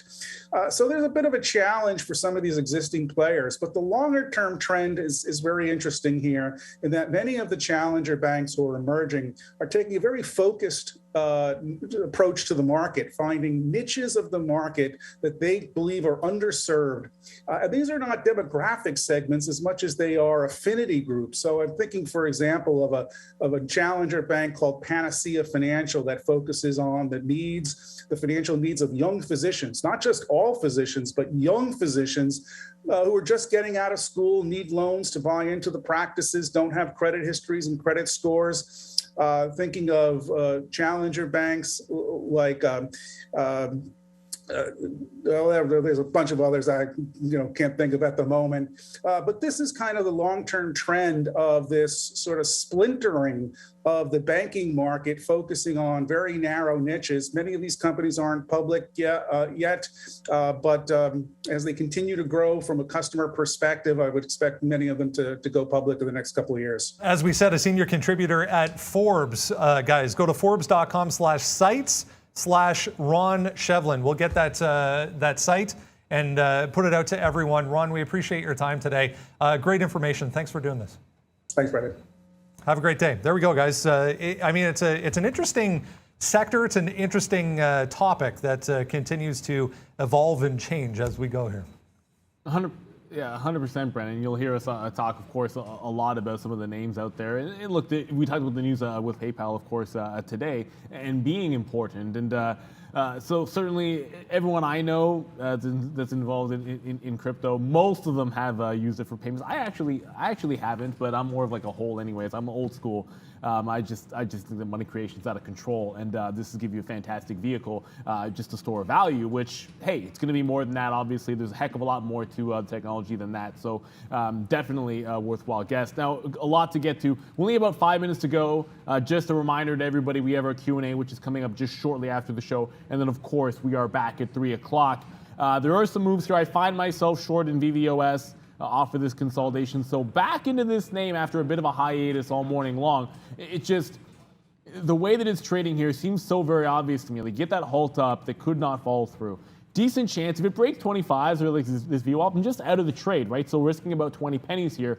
And then if it breaks down, I'll give it some room. That if it holds 585, I'll just maybe scalp 20 cents out and play inside of the range. So I'll do that for about 10 to 15% of the position. But really what I'm looking for, either it breaks 25 and I'm out, or we get the breakdown into these ranges from the pre-market here, below that pre-market breakout that happened at 8 o'clock, and that was at 575. It breaks down there, I'll get some out in that cluster, work it down to that $5. It just feels not a bad binary shot here for VVOS. And then I gotta watch out for that FUTU. Because FUTU, as much as I like that trend, look what's been happening at that 89 where we broke down. It's like 1, 2, 3 times it's tested it. I don't need this thing breaking back up about 89.25. If it does that, I can always look for a short up around that 90 to 90 and a half area, guys. So FUTU still in the downward trend, but it's consolidating off of that bottom, giving me at least a little bit of concern. Yeah, for me, the only trade that really is like deep in the money is Uber. We've added above 20. We have that half from 38.50. First target here, I'm sitting in front of 40.50, and the second target is going to be just in front of 40.75. So we're going to dump some shares inside that range here if we can't get it up there. Trail stop is at 39.50. That's pretty set, and I'm not going to be touching that. Couple options here. AMD does not want to cooperate. It wants to go sideways, but again, this is a longer term read. So if it's got to take some time, we're going to leave it alone and let it take its time. MXIM has also gone quiet ever since getting back into that fill at 105.70, 67, 105.67. I'm looking for that short. You see my bid down here in front of 103, looking for that drop back down towards the lows. If we can get up there, then that'd be a great position to play with. Now, what's the other plays that I can make? GM, not sure what I can do with GM.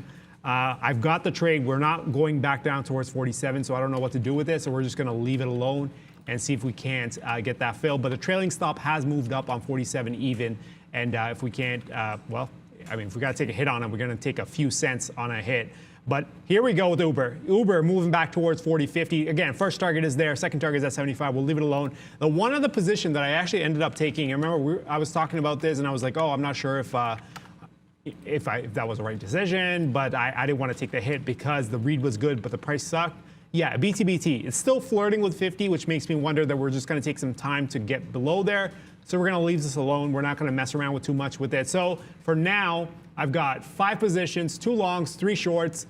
Of them, one of them is in the money, Uber. Everything else is just flat. They're doing absolutely nothing. So clearly, we're going quiet with some of these stocks, and we're just going to have to wait for them to play themselves out as we go into our Q&A session. I will say that ANA is making a point here about Tether. Like, I'm one of those that I tend to think that it's not like, look, stable coins have been an issue, and people have talked about the leverage when it comes to Tether and what assets they have backing it, and there's got to be concern there. Like, there's no way you can actually hold any significant portion of your portfolio in crypto and not be concerned with what's going on with Tether and some of the other stable coins. So, look, if it falls apart, I think that could be, look, it'll be ugly for a lot of people. Certainly if that were to happen. I also do think that you'd find an actual bottom. At the end of the day, yeah, I mean, leverage is always going to contribute to strong moves into the upside, probably to the detriment of for people who don't have, I guess, the wherewithal to hold through what could be a monster correction if things were to fall apart with some of the stable coins. So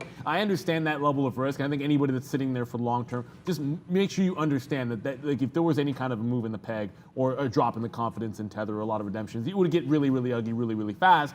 But we have seen those moves happen before. And if you've been in this game for a while, at least investing or in trading, it's not something which will probably shock you too much. There was a question about NEO. What am I thinking about NEO? At the end of the day, I'm only taking a 38 break, and I get it, man. There was a great dip trade, like right to 37. It's putting in higher lows, and I want to be on board with this to maybe catch another kind of a trade here. But all I want is that 38 break, and I don't have any other structured trade. I came in wanting to buy NEO. I just couldn't find my way into it other than the breakout, which has yet to happen. There's a triple top up there, at least for now on the 1 minute. That still gives me a trade, hopefully for lunchtime or in the afternoon. But I'm not chasing anything, not in middle of the August and not at 11 o'clock. Still have some earnings to get to, Brennan. Indeed. Guys, we are running a little late, so let's jump right into it here. Here's what's coming up tonight after market and before the open tomorrow. We got some, look, obviously Pinduoduo is going to be there, and you have to watch out any one of those, one of these Chinese names, and then Best Buy and Medtronic, which is the name that we've looked at before. But don't get too far away from what is moving already, right? Like, you've already had the vaccine makers, you got your NEOs moving, you've got your Teslas moving of the world, and let's stick there. And then big tech has been pretty interesting as well. Arun, by the way, doing a fantastic job as always, filling in for Sean, who's on vacation. I feel like he's drinking better and better booze as ADA continues to move to the upside. But there is one more thing we got to do before we get out of here. What's that? I don't even know what National Day it is. Oh. Ooh, what is it? Valeria, tell us. We want to know. I'm hungry. Ooh, what is it? I'll let you say it. I could go for that. Hey guys, thank you very much for starting this trading week in our company. I hope you're having a great day, and please support all our team for hard working, and make sure you like this video and subscribe to our channel. All the members will see you in 5 minutes at our Q&A session, and happy National Cuban Sandwich, everyone. Ooh, yes, sir. Just for we actually get, like, we're fortunate enough here on the trading floor to get like catered lunch every single day. So like we could probably complain too much for free food, but we used to get Cuban sandwiches at least like once a month, and we haven't gotten them. So it would be fantastic if when we finish here and do the Q&A, we get Cuban sandwiches. I doubt that's going to be the case, but they're absolutely delicious. As always, thank you guys so much. You're an awesome community. There are a few names that I missed on my board that we got to only because you guys were talking about them, and I feel like that happens every single day. So make sure you stick around. For those of you that are members, if you're not a member, join, and then we're able to do the Q&A for you guys, and then we're back here at 3. But for the entire team, I mean, we're up over 1% on the NASDAQ, so Ms. V, you've done it again. And for my man, Brennan Wickens' fantastic interview, for Arun, and for Sean, who is somewhere sipping a cold one, probably at a lake right now, so we're all kind of jealous. I'm Neil Roberts. Good morning, good afternoon, good evening, wherever you are in the world. This is Trader TV Live. See you at the close. Bye, guys.